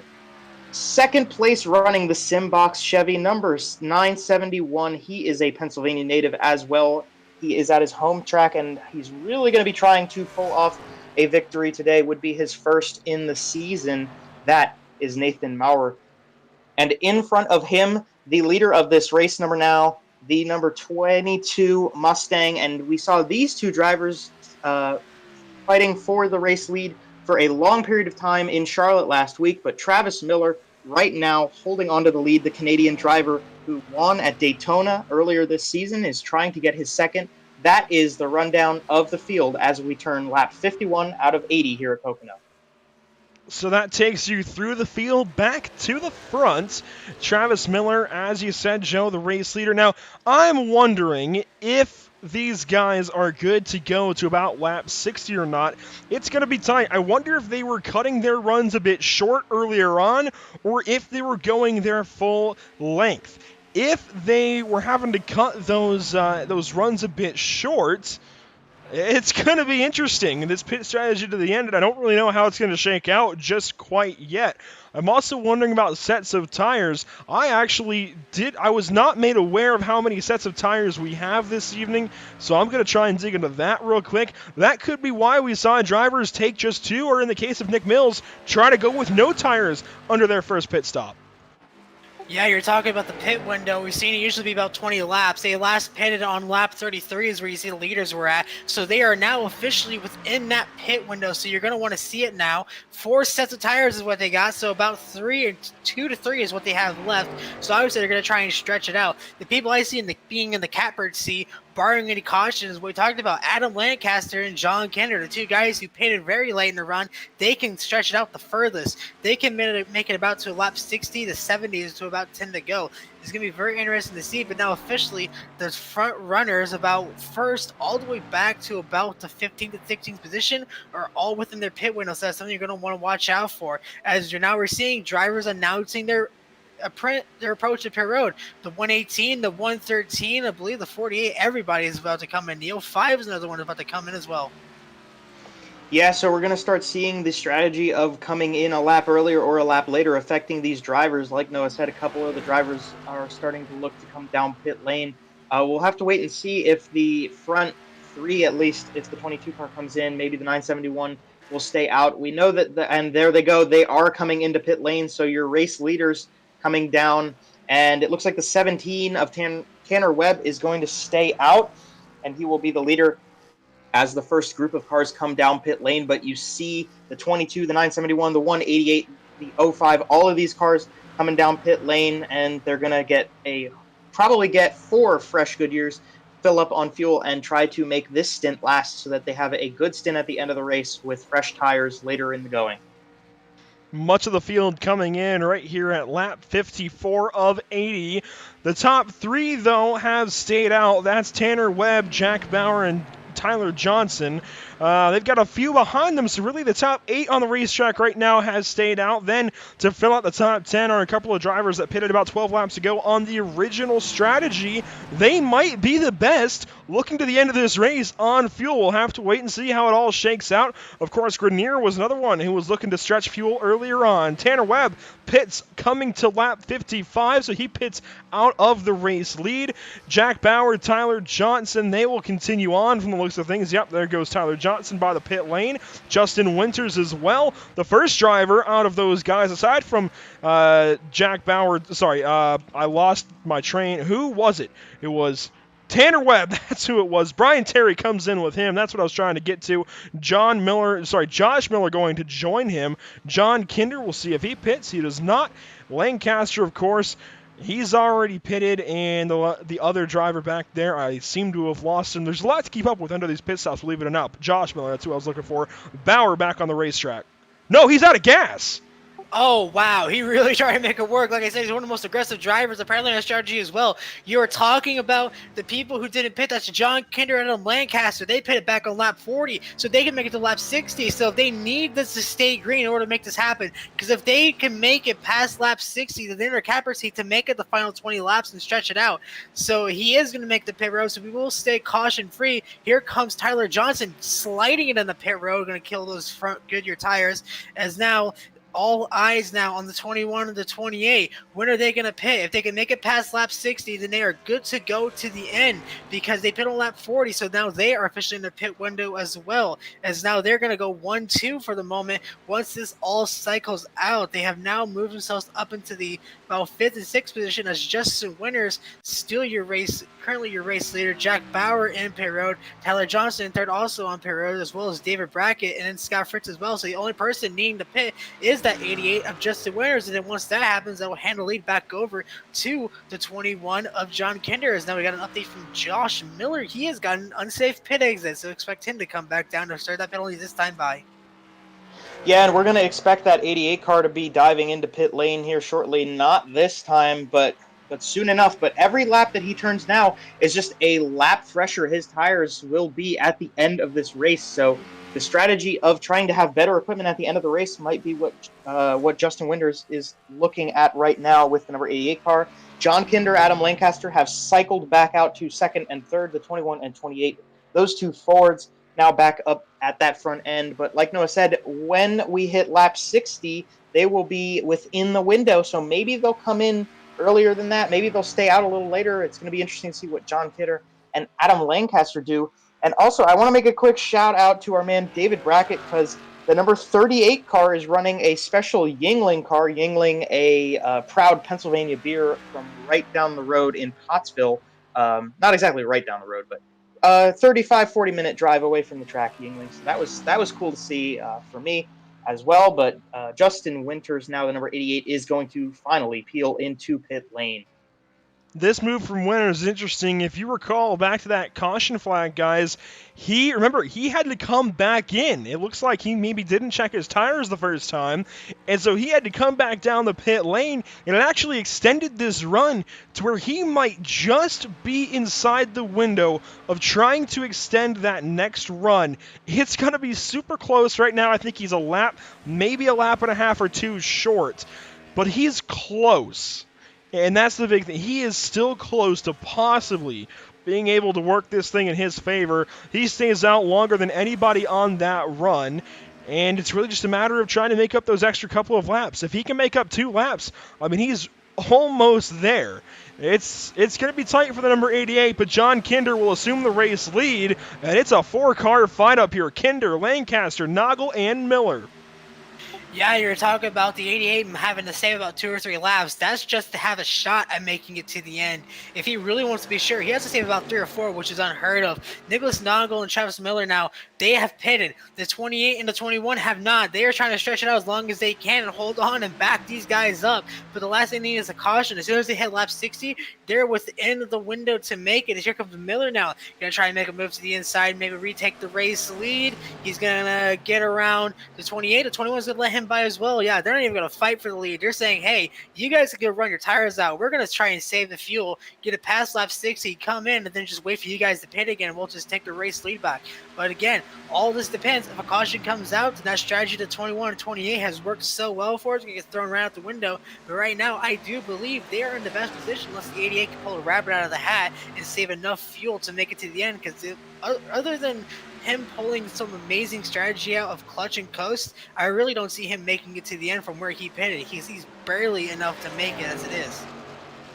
Yeah, but like you said, too, a yellow could throw a wrench in the whole situation, Noah. And so that's going to be something that some of these drivers might be banking on, and especially Justin Winters, a yellow would stretch it out enough for him to hopefully be able to make it home. Meantime, Travis Miller leads the way by a significant margin, more than a second and a half, and almost 2 seconds now over Nick Snogle, the 08 car, as he moves into second place past the number 21 of John Kinder. So they start eating up those cars as they have been out longer and stayed on fresher tires here. The 971 of Nathan Maurer, the Pennsylvania driver, as you see as we're riding with him, he's in 5th position, a little bit further back behind these 3 as they duke it out in second, third, and 4th place. But he's going to be gaining time on these 2 Fords that haven't pitted yet, and at some point he might be able to get past them.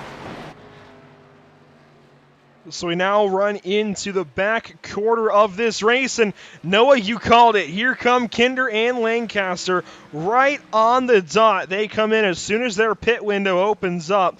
Now, I'm going to be honest, in their position, I would absolutely want to run the extra couple of laps in case we get a green-white checkered. You want to have that extra fuel in the bank because it might be beneficial to stay out in a green-white checkered scenario. So pitting right here as soon as you can. Of course, when anything can happen at a place like Pocono, a very interesting decision. We'll see if it works out for them.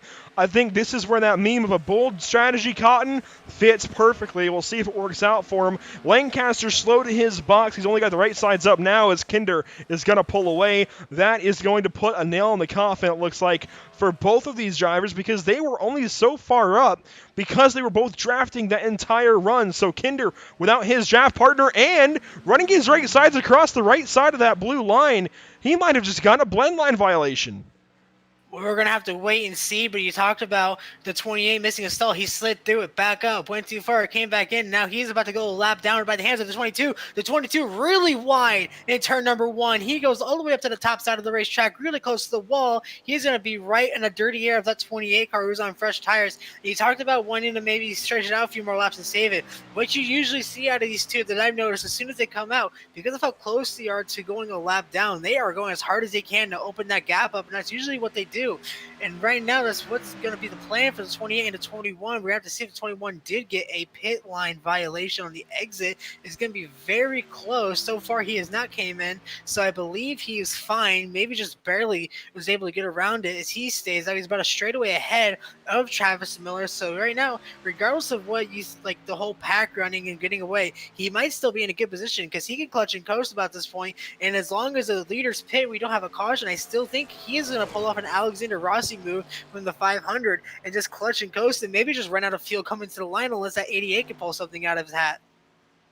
Well, I'll tell you, Adam Lancaster, he's probably pretty upset with what he did on pit lane there because he had a very good shot at staying with the number 21 car. John Kinder, very, very, very lucky, that Carolina boy, that he did not get a pit lane violation so long as he did not because he was right on the line there. But like we said earlier, if I was those drivers, I would want to stay out and run a few more laps just so that my materials at the end of the race are good to go. I have fresher tires when we come to the white flag, and maybe even if there's a green-white checker, to be able to pull that kind of situation off. So on screen now, the 08 car getting, as you see at the top of your screen, Adam Lancaster, as I speak of him, goes purple. Maybe he's a little upset with himself trying to push that car a little bit. The 08 and the 188 on your screen getting a little close, a little far. They are fighting with each other now and for second position. But yeah, I don't know. If I was in that position, would I have wanted to come in that quickly as the 188 goes on the inside of his teammate? I don't know. I might have wanted to stay out a few more laps. Yeah, I think I would have wanted to get just a few laps for insurance, as I usually call it, just to make sure you're good in case you have that caution come out. Even just if you want to be safe under pacing for a green-white checkered, you want to always play it a bit safe. Granted, sometimes you want to try and go for it all. So, hey, if they want to go all in, that is absolutely their prerogative. We'll see if it works out for them. We've switched back to Nicholas Snogle here, rather interestingly, because as he lost second place, there it is. He still has to pit again. I'm kind of surprised by this. His stint was about 17 laps right there. I don't know if he short-filled on the caution or what happened here to Nicholas Snogle, but he pitted 7 laps or so prior to everybody else in that initial pit cycle, or well, the most recent pit cycle, and so he has to come back down the pit lane, and Nicholas Nogle's race is going to turn up on its head. Wow, Nathan Maurer in as well, so these guys might be short. No, I think they're pulling a pit strategy out because you know what that means? They are the first 2 drivers that are good enough to make it to the end. Right now, all eyes are on Travis Miller. He's on the 3rd leg of the straightaway heading into turn number 3. The 08 car off the jacks, he's going to go away. So he's going to be able to keep his lead as long as he gets out there. Same for the 971. If he gets a good pit exit, the 22 now, he's diving down a pit road. Your race leader and currently points leader, Travis Miller, on pit road. So now, this is everybody's trying to do this because they know they can make it to about lap 70, but you don't want to pit with 10 to go, because then that puts you in a really bad spot to try and get the time back. So they're all pitting early, so that way they have the laps to run with so they go fight for this race lead. So they're all pitting with above 10 to go, which puts, guess who, John Kinder, if all goes well, in a good position unless these guys are short filling just enough to make it to the end. All eyes on him now as he enters turn number 3. We're going to have to see where he lines back up when this is all said and done. But right now, all eyes are on Travis Miller to see where he comes out. He's off and away. He might make it out. We're going to have to see when the camera comes. He has just exited pit road. He's going to get flown by the 21. So the 21, who was on fresher tires than him, because I don't think he took tires on that stint, the number 22. So now the 21, again in a very good position if all goes well.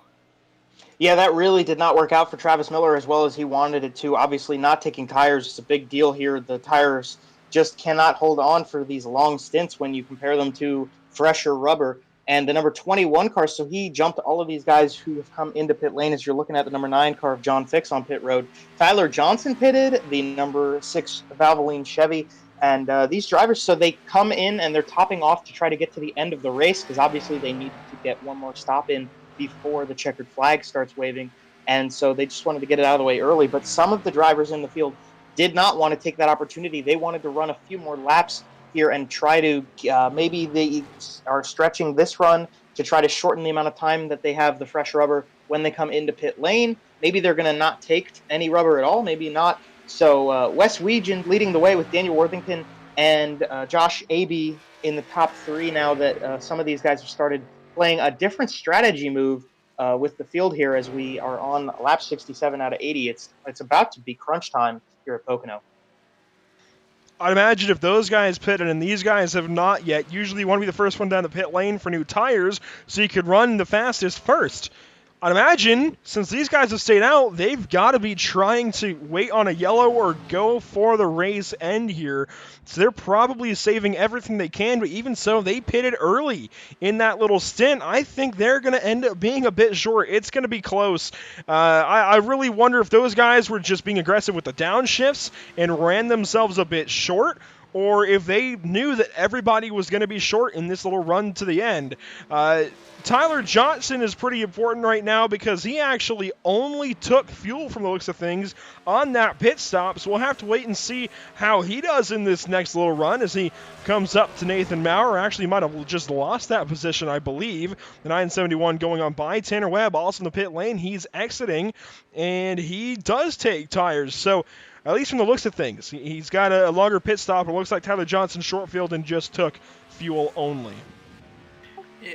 Wes Wiegand in the 188, he stays out, still going to try and mark it out as much as he can. He's obviously not going to be able to make it, so he's going to have to pay within the next few laps. So all eyes again are on back to about, I would say, maybe John Kender, the leader of the guys who are able to make it, maybe. Travis Miller, one of the first guys in the line that can make it to the end, as we're starting to see more and more cars. Talk about David Brackett in the number 38 on pit road. The 13 gets shoved wide by the 22 going into the corner. He's not being patient. So we talked about the 21 maybe being in the position. Not anymore. The 22 rolls right past him. Even with the fresher tires, it's going to be interesting to see if John Kenner can get the run. He does, in fact. He has a big run going down into the tunnel turn as he's going to try to be set up for the Milwaukee corner in turn number 3.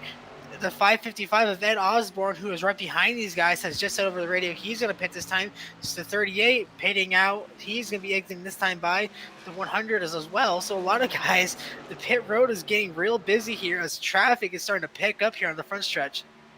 Yeah, well, I wonder if John Kinder trying to make a little bit of a strategic move there as you see the 555 coming into pit lane. I wonder if Kinder needs to save a little fuel. Maybe he's going to try to get a little bit of draft help and get himself to the end of it. We've got 10 laps to go in this race, so the strategy seems to be what's going to make the difference at the end of this one here is Travis Miller is looking down the inside of Jack Bauer. That's interesting that Jack Bauer has cycled out right there with him. These two very aggressive drivers, but they look like they're going to keep it clean through the tunnel turn this time.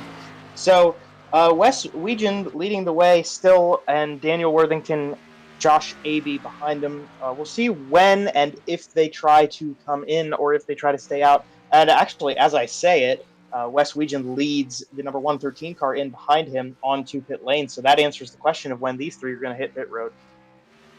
And Justin Winters, at least momentarily, is going to cycle into the lead. But there goes Travis Miller down to the inside. And I was just going to bring up the fact that Justin Winters had a shorter pit stop than that of the number 22 of Travis Miller I'm assuming because Winters either just short-filled and only took fuel or only took 2 tires, and that has allowed the 22 to easily go on by, and he might even lose second place to John Kinder in the number 21. Fourth place currently would go to Brian Terry, and it looks like he's got to pit one more time. Nicholas Snogle is going to cycle into 5th for now and is looking like he might get 4th place. So Justin Winters... Oh, it's also worth mentioning, actually, he's still on that initial pit stop. I don't think he's pitted yet. Yeah, so he's still possibly going to have to pit one more time. This race suddenly has turned into so many different directions. This is not at all what I expected when we were at about halfway.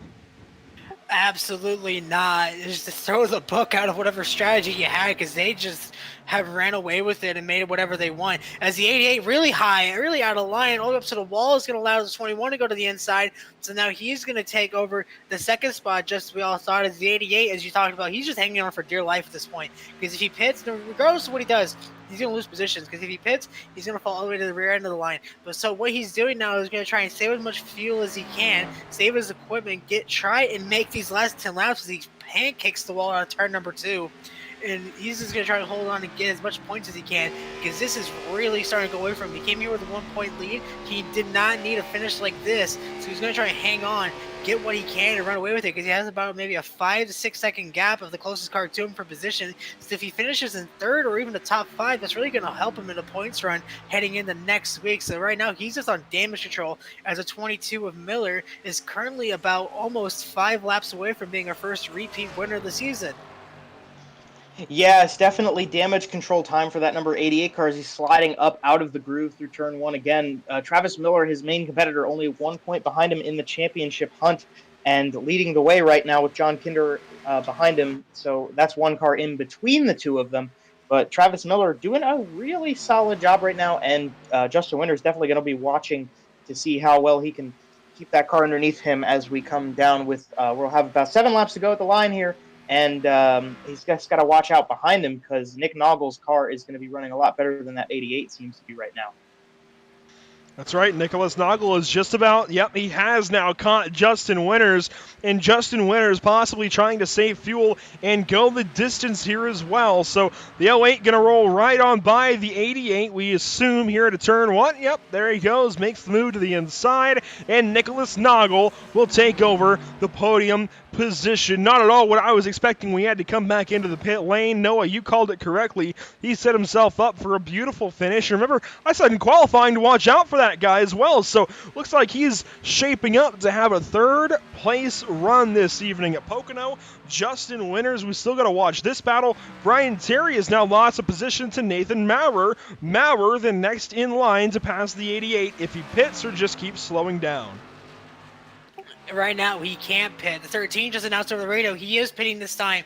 So the 13 going to be coming in this time by, going to surrender another position down to Adam Lancaster, the 28th. So another great turnaround for him after a terrible pit stop. He's going to pit from about the 2nd lane up. That's really going to mess with the 28 as he exits off of turn number 3 to get around him. The 13 very slow entering pit road. But all eyes now on Travis Miller as he approaches 5 laps to go. Once he hits the line, he, like we talked about back in Charlotte, he dominated that race, was in really the best position he could to get the win. He led over half the race, but ends up losing it in the later half of the race after all the guys who saved their stuff came out of the woodwork and just tackled him and moved him all the way outside and bullied him around the racetrack. He's now finding himself back in the lead. You're going to say, where are you guys at now?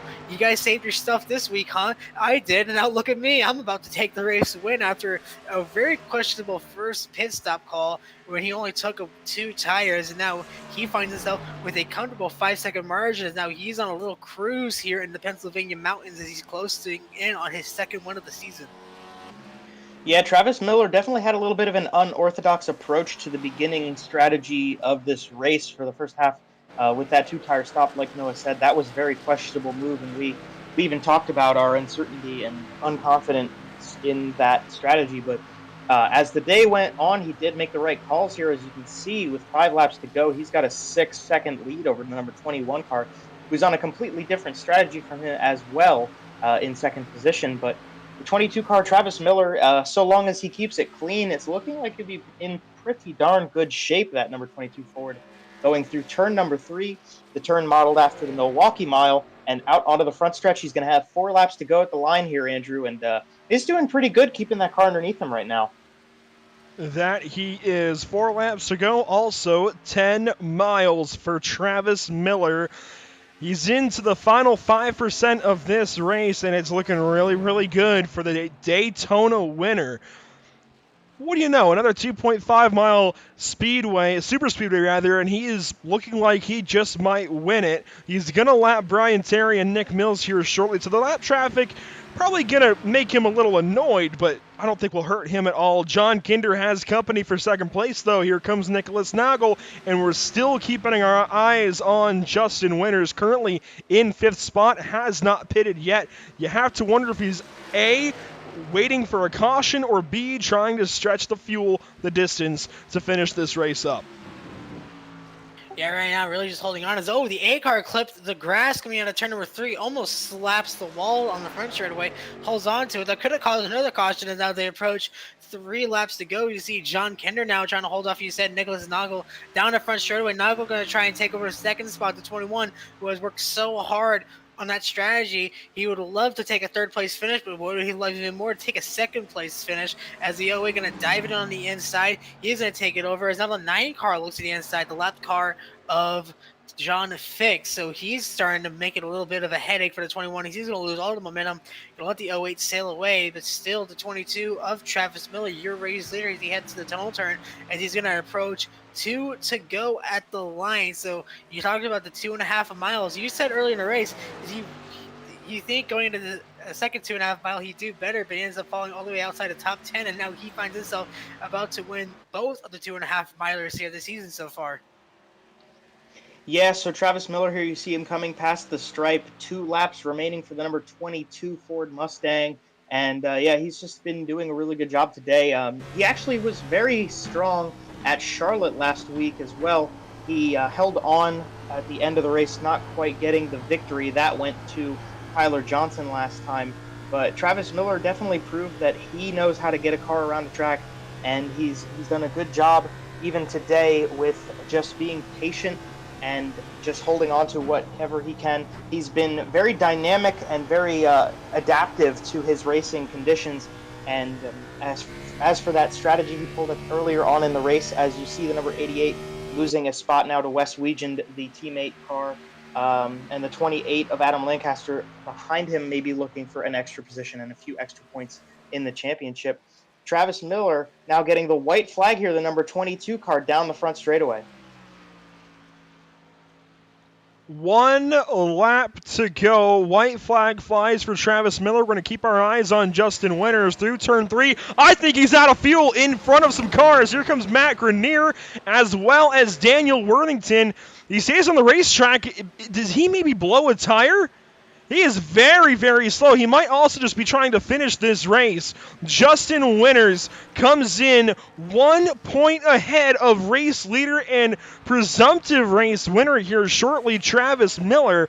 But it looks like he's going to exit Pocono much further back. Recall at the top of the show, I mentioned Pocono has a way of changing things up. It has done just that. Out of the final corner, out of Milwaukee Miles' presence, if you will, here at Pocono, Travis Miller is going to win at Pocono Raceway. 2 wins on the season for the 22. Yeah, and that 88 of Justin Winters, he is very slow, 20 miles an hour. He is, in fact, out of fuel. He's going to bring it to a stop. So, that has got to be heartbreak for the 88 team. That's going to be a devastating blow to his championship hunt. As who does he see out his window? Your race winner, your race winner, and your new points leader, Travis Miller, as he obviously has enough fuel. So expect him to have one heck of a celebration. When I was back at Daytona, we talked about it. He on the first wreck on lap in the first opening part of the race, he avoided it being back in around the fifth spot, in the leader's wreck. And then on the last lap exiting 2, let the leader's wreck, he stole a win. Today he dominates it, and he takes home the win here at Pocono Raceway. And he's going to have one heck of a celebration. And to see that proud sponsor, the BRP iRacing League, a sponsor for us too, proudly represented on the hood of that 22 Ford, as he's going to come out of turn number 3. As here comes Snogle, maybe to give him a celebratory bump, as though he's going to dive on a pit road suit. Get ready to watch the smoke fly here at Pocono Raceway. Travis Miller, the Canadian driver, and there he goes, definitely adapting to the race conditions. He knows how to keep a hold of a car. He knows how to make it last to the finish, and that's what got him here today at Pocono. So Travis Miller wraps up race number 5 with a big W. The BRP iRacing Series and Gaston Auto Sales Ford Mustang is going to leave Pocono Raceway rather happy. It's pretty darn close to Canada, and so I guess you could call it kind of a home race. I think it's the closest we'll get to Canada this season. Travis Miller, with an amazing run, leads 29 laps. Darn close to half of this race, actually, which is quite a bit considering we saw a lot of great battles for the race win earlier on in this one, guys. Travis Miller just puts a spanking on the field in the latter stages, and again, wins at Pocono Raceway. It's a big one for that number 22 team as well, and he is going to burn it down. We'll be back to you shortly here from Pocono Raceway. Don't go anywhere. We'll be back with our post-race coverage here from PitStop TV. Enjoy a quick message from our sponsor, Tucson Sound Art.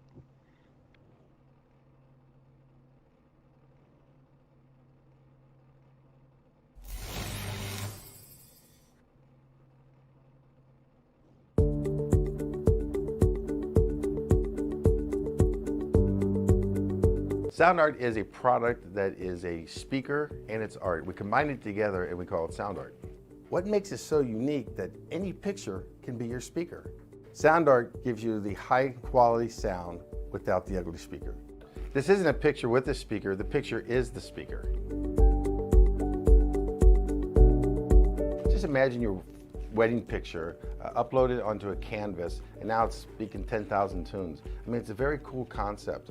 What we like so much about it that you can take anything that means something very special to you, upload it on the canvas, have it hanging up in your room, your balcony, wherever you want to put it, and now it's a speaker. I mean, how cool is that? It's something that we have that and no one has. No one has this product. It's just a great gift to give anybody. It's just a neat concept. Around here we say, art never sounded so good.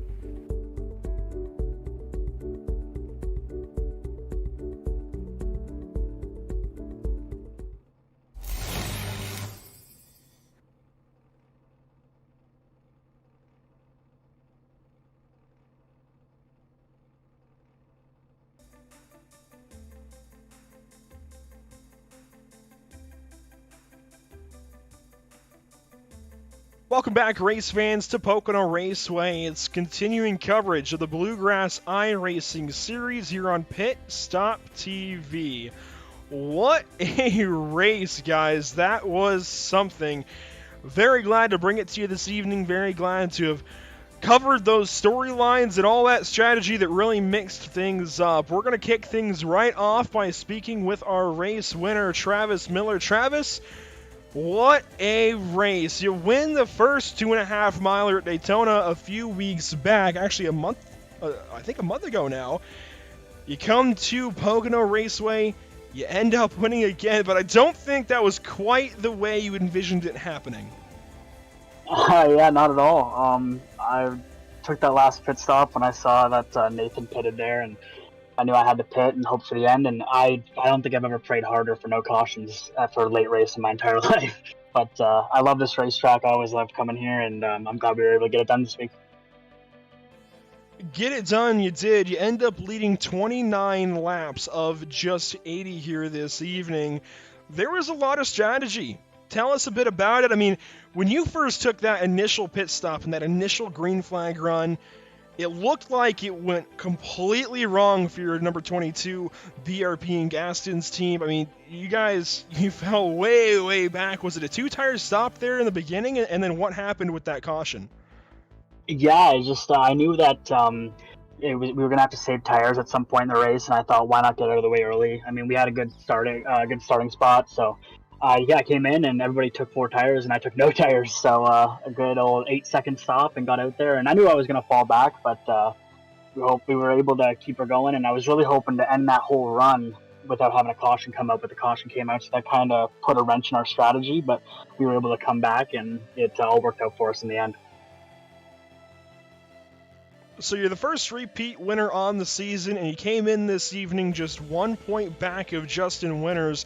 How does this change things up now? I mean, really the entire complexion of this season has changed along with all of the changes to the dynamic of the race this evening, and you should be clear at least of Justin Winters by a mile going into Indy next week. Yeah, it changes a little bit. I mean, there's still a lot of racing left to do this year. There's a few tracks that I'm not too good at. There's a road course in there, and I think that'll throw a real big curveball for a lot of the guys. And it feels good being in the lead. I mean, you don't really feel that urge to chase or anything like that now, but still a long year, and Justin's real good. So sometimes the strategy will play out, and sometimes it won't. And for us, it did today, and for him, it didn't. It's just the way it goes. So looking forward to Indianapolis, it's a bit like Pocono in that you usually have some strategy come down to it. You can have a lot of big wrecks or just a really clean race, and it's 2.5 miles. And so far, you're batting 1,000. What's your outlook at Indianapolis next weekend, or next week rather? I mean, I just got to get a lot of practice in. I ran a couple NIS races there this year when they were the official races, and I actually ran pretty terrible. So hopefully we can throw out some practice and get a couple lines working, and hopefully the strategy pays off, and hopefully just come out with a top 5. That's all I'm really hoping for when we go there. Well, Travis, we're looking forward to seeing how you do next week at Indianapolis. Congratulations on this race win this evening. Who do you have to thank? Who do you have to shout out and say hello to this evening? I just got to thank the BRP iRacing Series for all they do for me on and off the racetrack. Great lead, great guys that are in there. I just got to thank Gaston's Auto Sales, Precision Auto Clinic, Splash and Go Graphics, MDR Designs, everybody that watches me try and do this stuff week in and week out, and my girlfriend for all the support. Travis, thank you for your time. Again, congratulations this evening. I'm sure we'll be talking to you more this season. Thanks, guys. I appreciate it. Have a good one. You as well. And that's Travis Miller winning this evening at Pocono Raceway. Noah, I'll give it to you with second place finisher Nicholas Snogle. Nicholas Snogle, it's no Carmichael in the booth. You got a copy.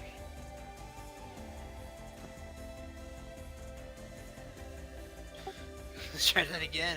No, it's Nicholas Snogle up in the booth. You got us? Yeah, I got you there now. Alright, well, an impressive P2 finish after an incredible run you in that number 08 Toyota. You're one of the earlier people to pit on that last sequence of stops. What was your thought process going on there? Do you think you're going to try and undercut and maybe go for the win there? When that caution came out there, I knew I better take fuel just to be safe, and I took left sides, and then I started thinking about it, and I knew if I took right sides in about 20 laps, I could run on them for 15, and then that would give me about 15 laps left for a full set of tires, and I knew it would come to my advantage. Alright, well, you were running up there around the top 10 of the field for the most part throughout most of the race. What was it like trying to run with these leaders throughout the midpoint of the race? Because it was a pretty mostly green flag run besides that one caution that you brought up. Yeah, it wasn't bad. I started learning the track the more the race went on and where to pick up speed, where I was losing on them. It seemed like I could stay with Travis there, but I just couldn't make up any ground on him. Well, absolutely. Those guys are running out of there. We were kind of talking about how difficult of a track this place really is. What do you think was probably the biggest challenge that you had to get over when trying to run a track like this for 200 miles there tonight? Well, the biggest one I found was backing the corner entry up a bit so that I could get the run off. The straightaways here are so dang long that you can afford to lose a tenth on entry because you'll make it up and more on exit. Alright, well, before I let you go here to enjoy the rest of your night with that P2 finish, have anybody you want to thank here for your incredible run? Yeah, I gotta thank all the boys to put this on, the Bluegrass iRacing Series, and I mean, my sponsors, Bricon, Mobile One, everyone that makes this happen. right, that's good to hear. Congratulations on your P2 finish, and hopefully we get to talk to you again next week at the Indianapolis Motor Speedway. Thank you very much. Hopefully we do. All right, that's going to be Nicholas Snogle. Next up, we're going to turn it over to Joe Donahue, who has the hometown native Nathan Maurer. All right, here we go. We've got Nathan Maurer in the booth. You got a copy here? I got you, buddy. Nathan, you had a great run today. You just got into the final podium position there at the end of the race. You were strong on the front end of your runs, and strategy was big throughout the course of today's race. So what were you thinking when you got into the final window to make it to the end of this race? Yeah, that's where I screwed up at. The second to last pit stop, my crew, we just chose to only take no tires and saved our last set there for the last run. And I should have took 4 tires along with the 22, and then I think we might have been able to battle there at the end. And so your car was strong on the start of your stints, and your fall off wasn't too bad either for your Simbox Chevy. Were you running your stints more conservatively to save the car over the course of the run, or was today more about aggression for you, obviously talking about taking 2 versus 4 tires? That first run, I was kind of running conservative. I ran a pretty high steering ratio trying to save my tires there for the long run. I had a feeling we were going to go green. First run, I got the lead. I was starting to pull away, and then we pitted 1 lap earlier than what we should have, and then we kind of fell back from there, and I was saving fuel then ever since that until that caution came out. So that's kind of why I started falling back then and just couldn't really make up for the lost time that we had. And so a Pennsylvania driver at a Pennsylvania track, maybe some home field experience or advantage, but what does it mean to you to get 3rd place here at presumably both your and my home track here at Pocono? It makes me happy. These guys seems like the same couple guys are always finishing up front. I really wanted to beat that number 22 tonight, but it just didn't happen though. All right, Nathan, and do you have anybody else that you'd like to thank or anything else you'd like to say here on the broadcast with us? Thanks to the owner of Simbox Button Boxes for giving me the opportunity to run this. He sponsors me 100% to run with these guys, pays my entry fee and everything, and just thankful for that, and hopefully we can keep on getting some podium finishes here for him. Well, very good job, very impressive performance here, Nathan. Congratulations on your 3rd place, and hopefully we'll be talking to you again next week in Indy, maybe. Maybe not. Not a big fan of Indy. Well, we'll hope for the best for you, Nathan. Good job tonight, at least. Thank you, guys. Thanks to you guys, too, for broadcasting this. And that will conclude our podium presentation and our podium interviews with Nathan Maurer getting 3rd place. But Travis Miller, your winner tonight here at Pocono, and what a race it was, Andrew. I was very impressed by the abilities of these drivers to keep this race clean. Only had 1 caution the whole night. Yeah, that was certainly quite a show, and it was a lot of fun to be a part of once more. This Bluegrass iRacing series has certainly had quite an interesting introduction here to PitStop TV. We've seen some great racing, some great beating and bashing, now some great strategy to mirror that of Daytona, and actually, it's kind of amazing that Travis Miller comes out on the top end of yet another strategy-laden race. Just like Daytona, ends up winning this one. Wow, it's incredible the way that he has worked these 2.5-mile speedways to his advantage, especially with all the strategy that we've seen thus far. Noah, I know you were there for Daytona. When we were going into that first lap and when he backed out of the main field, I didn't think it was going to turn into 2 wins 5 races in. Yeah, honestly, he's really started to show his true colors here and made himself known.